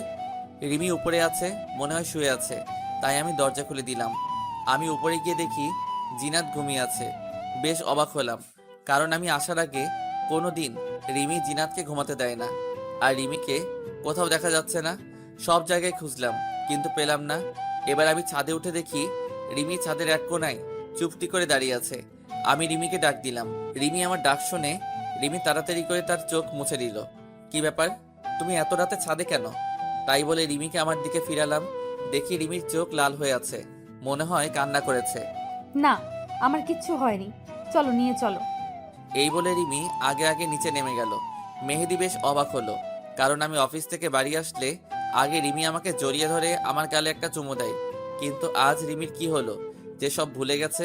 রাতে সবাই একসাথে খেয়ে যখন ঘুমাতে যাব, তখন দেখি রিমি ওই পাশে শুয়ে আছে আর জিনাত আমাদের মাঝখানে শুয়ে আছে। আমি রিমির এমন পরিবর্তন দেখে খুব অবাক হলাম। কি হয়েছে রিমি তোমার? তুমি আজ ওপাশে শুয়ে পড়লে কেন? না, কিচ্ছু হয়নি, এমনি ভালো লাগছে না, তাই এদিকে শুয়ে পড়লাম। তাই বলে রিমি অন্যদিকে মুখ করে শুয়ে পড়ল। আমি বেশ অবাক হলাম, কারণ রিমি এই পর্যন্ত যতবারই মন খারাপ হয় ততবারই আমাকে জড়িয়ে ধরে ঘুমাতো। তবে আজ কি হলো রিমির? এভাবে আমার সারা রাত ঘুম আসলো না। সকালে ঘুম থেকে উঠে দেখি রিমি পাশে নেই। রিমি এরকম করছে কেন? আমাকে অবহেলা করছে কেন? আমাকে এড়িয়ে চলছে কেন? কি হয়েছে রিমির? তাই বলে আমি ফ্রেশ হতে চলে গেলাম। তারপর নাস্তা করে অফিসে যাব, তখন রিমি আমার কাছে এসে আমাকে জড়িয়ে ধরে চুমু খায়। কিন্তু আজ কেন আসলো না? আমি কিছুই বুঝতে পারছি না। আমি রিমিকে ডাক দিলাম কিন্তু কোনো সারা শব্দ নেই। তাই আমি কিচেনে গেলাম। গিয়ে দেখি রিমি রান্না করছে। কি হলো, তুমি শুনতে পারছো না? তুমি কখন থেকে ডাকছি, শুনতে পারছো না? দেখছো না কাজ করছি, তাও আবার এত ডাকার কি হলো? আমার বুকের মধ্যে কেমন একটা ব্যথা হয়ে উঠলো রিমির এমনভাবে কথা শুনে। রিমি আমার সাথে এমনভাবে কথা বলছে কেন বুঝতে পারছি না। তারপর নাস্তা না করে অফিসে চলে আসলাম। আমার কোনো কাজে মন বসছে না। রিমির মাঝে কেন এমন পরিবর্তন হলো, খুব খারাপ লাগছে আমার। তখন দেখি তনিমা আসলো আমার ডেস্কে। কি ব্যাপার মেহেদি সাহেব, এমন মন খারাপ কেন? মুখটা মলিন করে বসে আছেন। না, কিছু হয়নি, এমনি বসে আছি। কিছু বলবেন? না কিছু না, আপনি মুখ কালো করে বসে আছেন তাই জিজ্ঞেস করলাম। আপনার যেহেতু মন খারাপ, তাই চলেন বিকালে নদীর পাড় থেকে ঘুরে আসি, মনটা ভালো হয়ে যাবে। আসলে অনেকদিন কোথাও ঘুরতে যাওয়া হয় না। ওকে, তাহলে অফিস শেষে নদীর পাড়ে ঘুরতে যাবা নেই? তাই বলে তনিমা চলে গেল আর আমি আমার কাজে মন দিলাম। আমি দুপুরে লাঞ্চের জন্য অপেক্ষা করছি, কিন্তু রিমি এখন আমাকে ফোন কেন করলো না? আগে যতক্ষণ না আমি লাঞ্চ করব ততক্ষণ রিমি ফোন দিয়েই যাবে। কিন্তু আজ কি হলো রিমির? রিমির এমন পরিবর্তন আমি মেনে নিতে পারছি না। আমি আর দুপুরে লাঞ্চ করলাম না। বিকালে অফিস শেষ করে ডেস্কে বসে আছি, তখন তনিমা আসলো আর আমি তনিমার সাথে একটা রিকশায় করে নদীর পাড়ে এলাম। আমি আর তনিমা পাশাপাশি হাঁটছি। তখন তনিমা পা পিছলিয়ে পড়ে যাচ্ছিল। আমি কোনোভাবে তাকে ধরে ফেলে আর রিমিও আমার গলা জড়িয়ে ধরে রাখে। তারপর তনিমাকে সরিয়ে আরও কিছুক্ষণ ঘরে যে যার বাড়ি চলে আসলাম। আমি আমার বাড়ির সামনে দাঁড়িয়ে কলিং বেল বাজালাম, কিন্তু এত দেরি তো কোনোদিন হয় না। কিছুক্ষণ পর আম্মু এসে দরজা খুলে দিল। আমি আবার কালকের মতো অবাক হলাম। আমি আম্মুর সাথে কথা বলে উপরে চলে আসলাম। এসে দেখি আমাদের মেয়ে জিনাত নিচে ঘুমিয়ে আছে, আর রিমি বিছানায় এক কোণায় বসে বসে মাথা নিচু করে কান্না করছে। আমি তাড়াতাড়ি করে জিনাতকে বিছানায় শুইয়ে দিলাম। তারপর রিমির কাছে গেলাম। রিমি, তুমি কাঁদছো কেন? আর জিনাত নিচে শুয়ে আছে কেন? জিনাতের তো ঠান্ডা লাগবে। আর কি হয়েছে তোমার? তুমি এভাবে কান্না করছো কেন? আর তোমার মধ্যে এত পরিবর্তন কিভাবে আসলো? তুমি আজ লাঞ্চের সময় আমাকে ফোন করনি কেন? আর দরজা মা খুলে দেয় কেন? কি হয়েছে তোমার, বলবে তো আমায়? পরিবর্তন আমার না, তোর হয়েছে। আমাকে এখন ভালো লাগে না বললেই হতো। কেন আমার জীবন নিয়ে খেলা করছিস? কি দোষ করেছি আমি যে আমার সাথে তুই এমন করবি? তোকে তো আমি নিজের জীবনের চাইতেও বেশি ভালোবাসি। তাহলে কেন তুই অন্য মেয়ের সাথে লুতুপুতু করিস? তোর কাছে তো শুধু আমি কিচ্ছু চাইনি, শুধু একটু ভালোবাসা চেয়েছি। আর তুই কি না নিজের ঘরের বউ রেখে অন্য মেয়ের সাথে লুতুপুতু করিস? তুই এরকম লুচ্চা ছেলে আমি আগে জানলে কোনো দিন তোকে বিয়ে করতাম না। আমি এবার রিমিকে জোরে একটা চড় মারলাম, কারণ রিমি যা বলছে আমি সব সহ্য করতে পারবো না। কিন্তু লুচ্চা বলেছে, তাই আর নিজের রাগটাকে কন্ট্রোল করতে পারিনি, তাই একটা চড় মারছি। দেখো রিমি, একদম আবল তাবল কথা বলবে না। আর তুমি কি বললে? আমি অন্য মেয়ের সাথে লুতুপুতু করছি, তাই না? তুমি ভাবলে কিভাবে আমি অন্য মেয়ের সাথে লুচ্চামি করছি? অন্তত তোমার মুখ থেকে আমি কথা আশা করিনি। তোমার কোথাও ভুল হচ্ছে রিমি। আমি তোমাকে ছাড়া কোনো মেয়েকে ভাবতে পারি না। আর তুমি বলছো আমাকে আর ভালো না লাগলে ছেড়ে দাও। আমি একদম আবোল তাবোল কথা বলছি না। আমি যা বলছি সব সত্যি কথা। এখন উচিত কথা বলছি তো, তাই গায়ে লাগছে, তাই না? যদি আমাকে আর ভালো না লাগে তাহলে আমাকে ডিভোর্স দিয়ে সেই মেয়েকে বিয়ে করে নাও। তাহলে তোমাদের মাঝে আর আমি বাধা হয়ে দাঁড়াবো না। আমি আমার মেয়ে নিয়ে চলে যাব তোমাদের জীবন থেকে, তাহলে কেউ বাধা দেবে না। তাই বলে রিমি বিছানায় অন্যদিকে মুখ করে শুয়ে পড়লো। আর আমি রিমির কথা শুনে যেন আমার মাথায় আকাশ ভেঙে পড়লো। আমার মাথা কোনো কাজ করছে না, চোখ দিয়ে অনবরত পানি বের হয়ে যাচ্ছে। তারপর আমি ছাদে চলে আসলাম। আজ আমার কষ্টটা সবচেয়ে বেশি। মনে হচ্ছে পৃথিবীর সব কষ্ট আমার মধ্যে বিরাজ করছে। খুব কষ্ট হচ্ছে রিমির কথা শুনে। রিমি আমাকে সন্দেহ করলো, রিমি আমাকে লুচ্চা ছেলে বলল। আমি কোনোদিন স্বপ্নেও ভাবতে পারিনি যে রিমি আমাকে এমন বলবে। তারপর আমি নিচে গিয়ে দোকান থেকে এক প্যাকেট সিগারেট কিনে নিয়ে আসলাম। আজ অনেক দিন পর সিগারেট খাচ্ছি। যদি মনে কষ্টগুলো যদি এইভাবে ধোয়ার সাথে বের করতে পারতাম, তাহলে পৃথিবীতে আর কারো কষ্ট হতো না। রিমিকে আমি অনেক ভালোবাসি। রিমি আমাকে সন্দেহ করলো। আমার ভাবতে কষ্ট হচ্ছে যে রিমি আমার সাথে এমন ব্যবহার করলো। তারপর সব সিগারেট শেষ করে রাত 2টার দিকে রুমে আসলাম। দেখি আমার পরিটা ঘুমিয়ে আছে। আমি আস্তে আস্তে করে জিনার কপালে একটা চুমু খেলাম, আর রিমির কপালে চুমু খেয়ে আমি নিজের জায়গায় শুয়ে পড়লাম। সকালে ঘুম থেকে উঠে দেখি সকাল 10টা বাজে, আর রিমি, জিনাত কেউ নেই পাশে। আজ রিমি আমাকে ডাকলো না অফিস যাওয়ার জন্য। কিছুক্ষণ বিছানায় বসে রিমির কথা ভাবছিলাম। তারপর ফ্রেশ হয়ে নিচে গিয়ে দেখি জিনাত তার দাদির সাথে খেলা করছে, আর রিমি রান্নাঘরে রান্না করছে। আমি নিচে আসতেই মা বলল, মেহেদি, আজ অফিস যাসনি বাবা? না মা, আজ শরীরটা ভালো লাগছে না, তাই আজ যাইনি। তারপর কিচেনে চলে গেলাম। গিয়ে দেখি রিমি দাঁড়িয়ে আছে। আমি পিছন থেকে রিমিকে জড়িয়ে ধরলাম, কিন্তু রিমি আমাকে এক ঝটকে সরিয়ে দিল। তারপর রিমি আমাকে এক কাপ চা দিয়ে কিচেন থেকে বেরিয়ে পড়ল। রিমির এমন আচরণে অনেক কষ্ট পেলাম, আর বুকের মধ্যে চিনচিন ব্যথা অনুভব করলাম। আমি চা না খেয়ে রুমে চলে আসলাম। রুমে এসে দেখি রিমি বিছানা গোছাচ্ছে। রিমি, সরি কালকে তোমার গায়ে হাত উঠানোর জন্য। আসলে কাল মাথাটা এক। রিমি আমাকে কিছু বলতে না দিয়ে মুখে একরাশ বিরক্তি ভাব নিয়ে এসে রুম থেকে হনহন করে চলে গেল। রিমি সকাল থেকে আমার সাথে একবারও কথা বলেনি, তাই আমিও রাগ করে বাইরে চলে আসলাম। সারাদিন বাইরে কাটিয়ে দিয়ে রাত 11টার সময় বাড়ি আসলাম, কিন্তু রিমি আমাকে একবারও ফোন করলো না। কোথায় আছি, কিছু খেয়েছি কিনা। মনে হচ্ছে সবকিছু ছেড়ে আমি কোথাও চলে যাই, যেখানে কোনো প্যারা নেই। রাতে বাড়ি এসে দেখি রিমি আর আমার ছোট পরিটা শুয়ে আছে। রিমি আমাকে দেখে অন্য দিকে শুয়ে পড়লো, আর আমি জিনাতকে একটু কোলে চুমু খেয়ে জিনাতকে শুয়ে দিলাম। রিমি, আমার ক্ষুধা লাগছে, আমার খাবার কই? রিমি কোনো কথা বলছে না, চুপচাপ শুয়ে আছে। তাই আমি আর কিছু না বলে শুয়ে পড়লাম। শুয়ে শুয়ে ভাবছি কি দোষ করেছি যে রিমি আমাকে এত বড় সাজা দিচ্ছে। রিমির অবহেলা আমার সহ্য হচ্ছে না। আপনজনের অবহেলাগুলো অনেক কষ্টদায়ক হয়, যা সহ্য করার মতো মন আমাদের দেয়নি। সকালে উঠে ফ্রেশ হয়ে নাস্তা না করে অফিসে চলে আসলাম। অফিসের কাজে কোনো রকম মন বসছে না, তাই আনমনে বসে রইছি। অফিস শেষে রিক্সার জন্য বাইরে দাঁড়িয়ে আছি, তখন তনিমা রিক্সা নিয়ে আসলো। এসে বলল, মেহেদি সাহেব, আমার সাথে এক জায়গায় একটু যেতে পারবেন? খুবই দরকারি কাজ। প্লিজ চলেন, আপনি গেলে খুবই ভালো হয়। আমি যাব না। আমাকে জোর করে নিয়ে গেল। হঠাৎ করে রিক্সা থেমে গেল। আমি তাকিয়ে দেখি একটা হোটেলের নিচে দাঁড়িয়ে আছি। তারপর তনিমা আমার হাত ধরে টানতে টানতে নিয়ে গেল আর বলল, আমার এক কাজিনের সাথে দেখা করতে এসেছি, কিন্তু দেখা হয়নি, তাই আমরা আবার বেরিয়ে আসলাম। তারপর তনিমা আমাকে জোর করে ডিনার করালো। আমি আর কিছু বললাম না। তারপর ডিনার করে বাড়ি এসে কলিং বেল বাজালাম আর দেখলাম বাবা দরজা খুললো। বাবা, কেমন আছো তুমি? আর কখন আসলে তুমি? বাবা চাকরির কারণে বাইরে থাকে। বাবা কোনো কথা না বলে আমার গালে সজোরে 2টা চড় মারলো। তুই এইরকম আমি কোনোদিন ভাবতেই পারিনি। তোকে ছেলে হিসেবে পরিচয় দিতে আমার ঘৃণা হচ্ছে। তারপর বাবা চলে গেল। আমি মায়ের কাছে গেলাম, কিন্তু মা কোনো কথা না বলে আমার সামনে থেকে চলে গেল। আমি কিছুই বুঝতে পারছি না।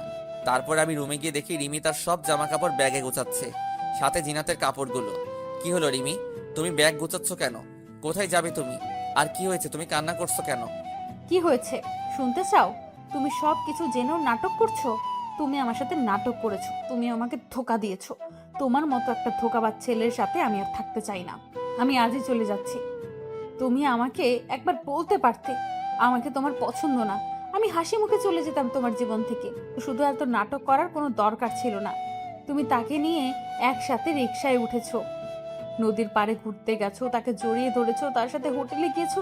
ছি ছি ছি ছি ছি মেহেদি, অন্তত তোমার দ্বারা আমি এসব কাজ আশা করিনি। কি বলছো সব? আমি কেন অন্য মেয়ের সাথে হোটেলে যাব, নদীর পাড়ে যাব, আর কাকে জড়িয়ে ধরেছি? আমি তো কিছুই বুঝতে পারছি না। আমি জানি তুমি এরকম কথা বলবে। তুমি এখনো আমার সাথে নাটক করছো। তাহলে এগুলো কি বলো? এগুলো সব কি নাটক? তাই বলে রিমি আমার সামনে কিছু ছবি ছুড়ে দিল। আমি ছবিগুলো দেখে নিজের চোখকে বিশ্বাস করতে পারছি না। আমার চোখ কপালে উঠে গেছে। আমার মাথা কাজ করা বন্ধ করে দিয়েছে। রিমি যেই ছবিগুলো আমার সামনে রাখলো সেগুলো সব আমার আর তনিমার পিক ছিল। আমি আর তনিমা একসাথে রিকশায় বসে আসি। তারপর আমি তনিমাকে জড়িয়ে ধরে আসি। আমি আর তনিমা একটা হোটেলে একটা রুমে উলঙ্গ অবস্থায় দাঁড়িয়ে আছি। আমার মাথা কেমন চক্কর দিয়ে উঠলো। আমি তনিমার সাথে ঘুরে বেরিয়েছি।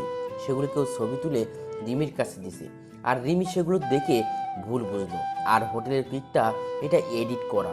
কারণ আপনারা তো জানেন রিমি, তুমি এগুলো দেখে তুমি আমাকে সন্দেহ করছো। তনিমা আমার অফিসের কলিগ, তার সাথে একটু ঘুরতে গিয়েছিলাম। আর এই ছবিটা সম্পূর্ণভাবে এডিট করা, কারণ আমি আর তনিমা তার এক কাজিনের সাথে দেখা করতে গেছিলাম। আর কেউ চুপি চুপি ছবি তুলে এডিট করেছে। তুমি বিশ্বাস করো রিমি, তনিমা আমার কলিগ আর ফ্রেন্ড, তার বিষয় আর কিছুই না। কেউ প্ল্যান করে আমাদের সংসারটা নষ্ট করতে চাইছে। এত কিছু হওয়ার পরও তুমি আমাকে বিশ্বাস করতে বলছো? রিকশায় চড়া, জড়িয়ে ধরা, তাহলে সব এডিট করা বলো? রিমি, তুমি বিশ্বাস করো, আমার আর তনিমার মধ্যে সেরকম কিছুই নাই। তুমি বোঝার চেষ্টা করো রিমি, আমি শুধু তোমাকেই ভালোবাসি। তোমার জায়গায় আমি অন্য কাউকে জায়গা দেব তুমি ভাবলে কিভাবে? আমি অত কিছু শুনতে চাই না। আমি তোমার কাছে আর থাকবো না। তুমি একটা বিশ্বাসঘাতক। তোমাকে বিয়ে করে, তোমাকে বিশ্বাস করে ভুল করেছি আমি। তোমাকে আমি কি দেইনি? তোমাকে নিজের জীবনের চাইতেও আমি বেশি ভালোবাসতাম। আমি তো তোমার কাছ থেকে বেশি কিছু চাইনি, শুধু একটু ভালোবাসা চেয়েছি। আর ঘুমানোর জন্য তোমার বিশ্বস্ত বুকটাই চেয়েছিলাম। কেন তুমি এরকম করলে? আমি মনে হয় তোমাকে তোমার মতো ভালোবাসতে পারিনি। ওই মেয়েটা মনে তোমাকে খুব ভালোবাসে, তাই না? তবে তুমি চিন্তা করো না, তোমার আর তনিমার মধ্যে আমি বাধা হব না। পারলে আমাকে ক্ষমা করে দাও। তোমাকে নিজের করে রাখতে পারলাম না। বলে রিমি ব্যাগ আর জিনাতকে নিয়ে চলে গেল। আমি রিমিকে কয়েকবার ডাকলাম, কিন্তু রিমি শুনল না, সোজা রুম থেকে চলে গেল। রিমির কথা শুনে চোখ দিয়ে টপ টপ করে পানি পড়ছে। তুমি আমার কথা বিশ্বাস করলে না রিমি, তোমার দেখাটাই তুমি সত্য মনে করে নিলে। এর পিছনে আসল ঘটনাটা তুমি না জেনেই আমাকে ছেড়ে চলে গেলে। তুমি আমাকে বিশ্বাস করতে পারোনি। তোমার মেহেদি শুধু তোমাকেই ভালোবাসে, আর কাউকে না। হঠাৎ দেখি রিমি আবার রুমে আসলো। আমি রিমিকে দেখে মনে একটু শান্তি পেলাম। হয়তো রিমি তার ভুল বুঝতে পেরেছে। আমি চোখ মুছে রিমির দিকে তাকালাম। রিমি দৌড়ে এসে আমাকে শক্ত করে জড়িয়ে ধরলো। আমিও রিমিকে জড়িয়ে ধরলাম। আমি জানতাম তুমি ফিরে আসবে, কারণ তোমাকে ছাড়া আমি থাকতে পারবো না, আর তুমিও পারবো না আমাকে ছেড়ে। হঠাৎ রিমি আমাকে এক ঝটকায় দূরে সরিয়ে দিল, আর কাছে সে আমার কপালে একটা চুমু দিয়ে আবার চলে গেল। আমি এক জায়গায় নীরব হয়ে দাঁড়িয়ে আছি। আমার হাঁটার কোনো শক্তি নেই। আমি বিছানার উপর বসে পড়লাম, আর কান্না যেন থামছে না, অনবরত চোখ দিয়ে পানি বের হয়ে যাচ্ছে। তারপর রুমে মা আসলো। তোর জন্য আমার মেয়েটা আজ বাড়ি থেকে চলে গেল। তোকে নিজের ছেলে ভাবতেও লজ্জা হচ্ছে। তুই কেমন করে পারলি এমন একটা কাজ করতে? রিমি তোকে কত ভালোবাসে, আর তুই বাইরের একটা মেয়ের সাথে। ছি ছি। মায়ের পা জড়িয়ে ধরে, মা তুমি বিশ্বাস করো, ওই মেয়ের সাথে আমার কোনো সম্পর্ক নেই। তোমরা আমাকে ভুল বুঝছো। আমি শুধু রিমিকেই ভালোবাসি। রিমিকে ছাড়া আমি থাকতে পারবো না মা। আমার জন্য রিমি আমাকে ভুল বুঝলো। আমাকে ক্ষমা করে দাও মা। তোকে বিশ্বাস করতেও আমার ভয় হচ্ছে। তুই যেদিন আমার মেয়েটাকে ফেরত নিয়ে আসবি সেদিন আমি তোকে ক্ষমা করব, তার আগে না। তাই বলে মা রুম থেকে চলে গেল, আর আমি বসে বসে অযথরায় কান্না করছি। মা তুমিও আমাকে ভুল বুঝলে। আমি এই আপনজনের অবহেলা আর সইতে পারছি না। তারপর না খেয়েই ছাদে চলে আসলাম। আজ জ্যোৎস্নার রাত কত সুন্দরভাবে আলো ছড়িয়ে দিচ্ছে। শুধু আমার মনের ভিতর অন্ধকার হয়ে আছে, আর সেখানে ঘুরে বেড়াচ্ছে কারো ভুল বুঝে ছেড়ে যাওয়ার কষ্ট, আর কারো অবহেলা। সারা রাত চাঁদের দিকে তাকিয়ে রাতটুকু পার করে দিলাম, আর অনবরত চোখ দিয়ে পানি পড়ছে। খুব কষ্ট হচ্ছে। আমার মনে হচ্ছে এই জীবনটা যদি এখনই থেমে যেত তাহলে আমাকে আর কষ্ট পেতে হতো না। এভাবে রিমির কথা ভাবতে সকাল হয়ে গেছে। এখনো ছাদে বসে আছি। আজ আর অফিস যাব না। কি হবে অফিসে গিয়ে? যার সুখের জন্য চাকরি করতাম সেই যদি আজ না থাকে তাহলে কি হবে অফিস গিয়ে? সারাদিন রুমে বসে কাটিয়ে দিলাম। কাল সকাল থেকে কিছু খাওয়া হয়নি, তাই বিকেলের সময় একটু নিচে গিয়ে দেখি মা বসে আছে। মা কিছু খেতে দাও, খুব ক্ষুধা হয়েছে। রান্না হয়নি আগে। তুই আমার মেয়েটাকে নিয়ে আসবি, তারপর তুই এই বাড়ির খাবার পাবি, তার আগে না। আমি আমার রুমে চলে আসলাম। খুব কষ্ট হচ্ছে মার কথা শুনে। অনেক শূন্য শূন্য লাগছে রিমিকে ছাড়া। রিমিকে ছাড়া আমার জীবন শূন্য। রিমিকে আমার কাছে ফিরে নিয়ে আসতেই হবে। আমি তখনই শার্ট প্যান্ট চেঞ্জ করে বাইরে বেরিয়ে আসল উদ্দেশ্যে রিমিদের বাড়িতে আগে কিছু খেয়ে নিতে হবে। তাই একটা রেস্টুরেন্টে গিয়ে কিছু খাবার খেয়ে চলে আসলাম বাস স্ট্যান্ডে। একটা টিকিট কাটলাম ঝিনাইদহ টু চাঁদপুর। কিছুক্ষণ পর বাস চলে আসলো। আমি বাসে উঠে বসে পড়লাম। বাস চলতে থাকলো, আর আমি রিমির কথা ভাবতে ভাবতে কখন যে ঘুমিয়ে পড়েছি নিজেই জানি না। হঠাৎ বাসের হেলপারের কথায় ঘুম ভেঙে গেল। চাঁদপুরে চলে এসেছি, আমার সেই পরিচিত শহর যেখানে রিমির ভালোবাসা পেয়েছিলাম। আমি হাঁটতে হাঁটতে রিমিদের বাসার সামনে চলে এসেছি। রিমিদের বাসায় কলিং বেল বাজলাম। কিছুক্ষণ পর রিমি মা দরজা খুলে দিল। বাবা মেহেদি, তুমি এখন এই সকালবেলা? তারপর আমি সালাম দিয়ে ভালো মন্দ জিজ্ঞাসা করলাম। রিমির মার সাথে কিছু কথা বলে আমি রিমির রুমে গিয়ে দেখি রিমি হাঁটু ভাঁজ করে মাথা নিচু করে বসে আছে। আমি রিমিকে ডাক দিলাম। রিমি মাথা তুললো। আমি রিমিকে দেখে রীতিমতো ভয় পেয়ে গেছি। রিমির চোখ লাল হয়ে আছে, আর চোখ দুটা ফুলে আছে, আর আমার ছোট রাজকন্যা বিছানায় ঘুমিয়ে আছে। তুমি এখানে কি করতে এসেছো? তোমার মতো একটা বিশ্বাসঘাতকের সাথে আমার কোনো সম্পর্ক নেই। কেন এসেছো তুমি এখানে? তোমাকে নিয়ে যেতে এসেছি রিমি। তুমি প্লিজ চলো আমার সাথে। তোমাকে ছাড়া আমার জীবনটা একদম শূন্য শূন্য লাগছে। কাল সারা রাত ঘুমাইনি, তুমি পাশে ছিলে না তাই। কাল সারাদিন কোনো খাবার খাইনি, শুধু তুমি পাশে নাই। প্লিজ চলো আমার সাথে। তোমাকে ছাড়া জীবনটা কেমন অসম্পূর্ণ লাগছে। আজ সারাদিন তোমার কথা ভেবেছি, তুমি কখন ফিরে আসবে আমার কাছে। প্লিজ তুমি চলো আমার সাথে। আমি তোমার কোনো কথা শুনতে চাই না, তোমার কোনো কথা বিশ্বাস করি না। কেন? তোমার তো খুশি হওয়ার কথা। তোমার আর ওই মেয়েটার মধ্যে কোনো রিমি নামে কেউ বাধা নেই। আর তুমি কেন এসেছো এখানে? তুমি এখনই চলে যাবে এ বাড়ি থেকে। আমি রিমির হাত ধরে বললাম, প্লিজ রিমি, তুমি একবার চলো আমার সাথে। আমাকে তুমি একবার বিশ্বাস করো। তোমাকে ছাড়া আমি থাকতে পারবো না। তোকে কতবার বলবো তোর মতো একটা বিশ্বাসঘাতকের সাথে আমার কোনো সম্পর্ক নেই। তুই স্বামী নামে কলঙ্ক। তোর স্বামী হওয়ার কোনো যোগ্যতা নেই। তুই আর কোনোদিন আমার সামনে আসবি না। আর যদি কোনোদিন তোর ওই নোংরা চেহারা আমাকে দেখাবি না। যদি আবার আমার সামনে আসিস তাহলে আমার আর আমার মেয়ের মরা মুখ দেখবি। আমার বিশ্বাস হচ্ছে না রিমি আমাকে চড় মারলো। আমার চোখ দিয়ে অযোধ্যায় পানি বের হচ্ছে। আমি এককভাবে এক জায়গায় দাঁড়িয়ে আছি, কোনো কথা বের হচ্ছে না। খুব কষ্ট হচ্ছে। রিমি তার সামনে আসতে মানা করেছে বলে। ঠিক আছে, আর কোনোদিন তোমার সামনে আসবো না। আমার এই নোংরা চেহারা তোমাকে দেখাবো না। তবে হ্যাঁ, তুমি যা দেখেছো শুনেছো সবটা ভুল ছিল, সবটা মিথ্যা ছিল। তোমাকে আমি এখনও ভালোবাসি, আর এরপরেও একইভাবে ভালোবাসবো। তুমি যখন তোমার ভুল বুঝবে তখন আমার কাছে ফিরে আসতে পারো। যদি বেঁচে থাকি তাহলে অবশ্যই তোমাকে কাছে টেনে নেব, অপমান করে ফিরিয়ে দেব না। তাই বলে আমি আমার ছোট পরিটার দিকে এগিয়ে গেলাম, একটু কপালে চুমু দেবো বলে। তখন রিমি বলল, তোর এই নোংরা শরীরে আমার মেয়েকে টাচ করবি না। যদি করিস তাহলে আমি আমার মেয়েকে নিজের হাতে খুন করব। আমি রিমির কথা শুনে সাথে সাথে দাঁড়িয়ে পড়লাম আর আমার মেয়েটাকে দেখে রুম থেকে বেরিয়ে পড়লাম। রিমির কথা শুনে প্রচণ্ড কষ্ট হচ্ছে, মনে হচ্ছে কোনো বড় পাথর আমার বুকের ওপরে রেখে দিয়েছে। রিমিদের বাড়ি থেকে বেরিয়ে আনমনে রাস্তা দিয়ে হাঁটছে আর চোখ দিয়ে টপ টপ করে পানি পড়ছে। আমি আবার বাস স্টেশনে চলে আসলাম আর একটা টিকিট কেটে ঝিনাইদার উদ্দেশ্যে চলে আসলাম। বাড়ি যেতে খুব কষ্ট হচ্ছে, কারণ রিমির সব স্মৃতি রয়েছে এ বাড়িতে। আর মাকে কি জবাব দিব যে তার বৌমাকে ফিরিয়ে নিয়ে আনতে পারেনি। বাড়ি এসে কলিং বেল বাজলাম। কিছুক্ষণ পর মা এসে দরজা খুলে দিল। মা আমার পিছন দিয়ে তাকিয়ে দেখলো রিমি নেই, তাই মা কোনো কথা না বলে রাগ করে চলে গেল। আমিও আর কিছু বললাম না, নিজের রুমে গিয়ে সারাদিন বসে থাকলাম, কিন্তু মা একটা বারও খোঁজ নিতে এলো না। আমিও আর কষ্ট সহ্য করতে পারছি না। রিমির স্মৃতিগুলো আমাকে সব সময় কাঁদিয়ে দিচ্ছে। তাই আমি ডিসিশন নিলাম আমি আর এদেশে থাকবো না। সেখানে রিমি আমাকে ভুল বুঝে চলে গেল, আর বাড়িতে যতদিন রিমিকে ফিরিয়ে না আনবো ততদিন না আমার সাথে কথা বলবে না।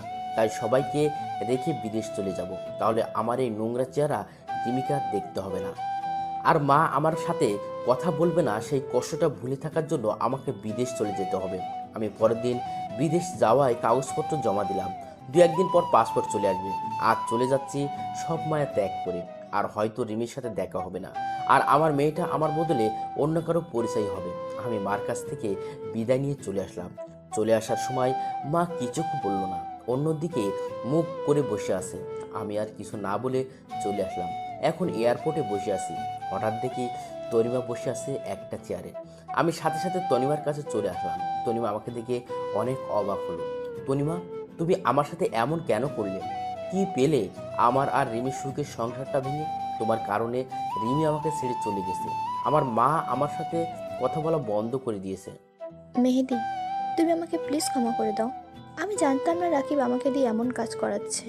আমি সত্যিই জানতাম না রাকিবের এমন প্ল্যান রয়েছে। তাহলে এইসব রাকিবের কাজ। আমি এখনই গিয়ে রিমির ভুল ধারণা সব মুছে দেব, আর সাথে তুমিও যাবে। হঠাৎ করে রিমির বলা কথাগুলো সব মনে পড়ে গেল। রিমি বলেছিল আমি যদি তার সামনে যাই তাহলে তার মরা দেখতে হবে। আমি চাই না আমার জন্য রিমি আর আমার মেয়ের কোনো ক্ষতি হোক। কি হলো, দাঁড়িয়ে গেলে কেন? চলো। তারপর আমি রিমির সাথে ঘটে যাওয়া সব কথা তনিমাকে বললাম, আর ওখান থেকে চলে আসলাম। ফ্লাইট এখনই টেক আপ করবে।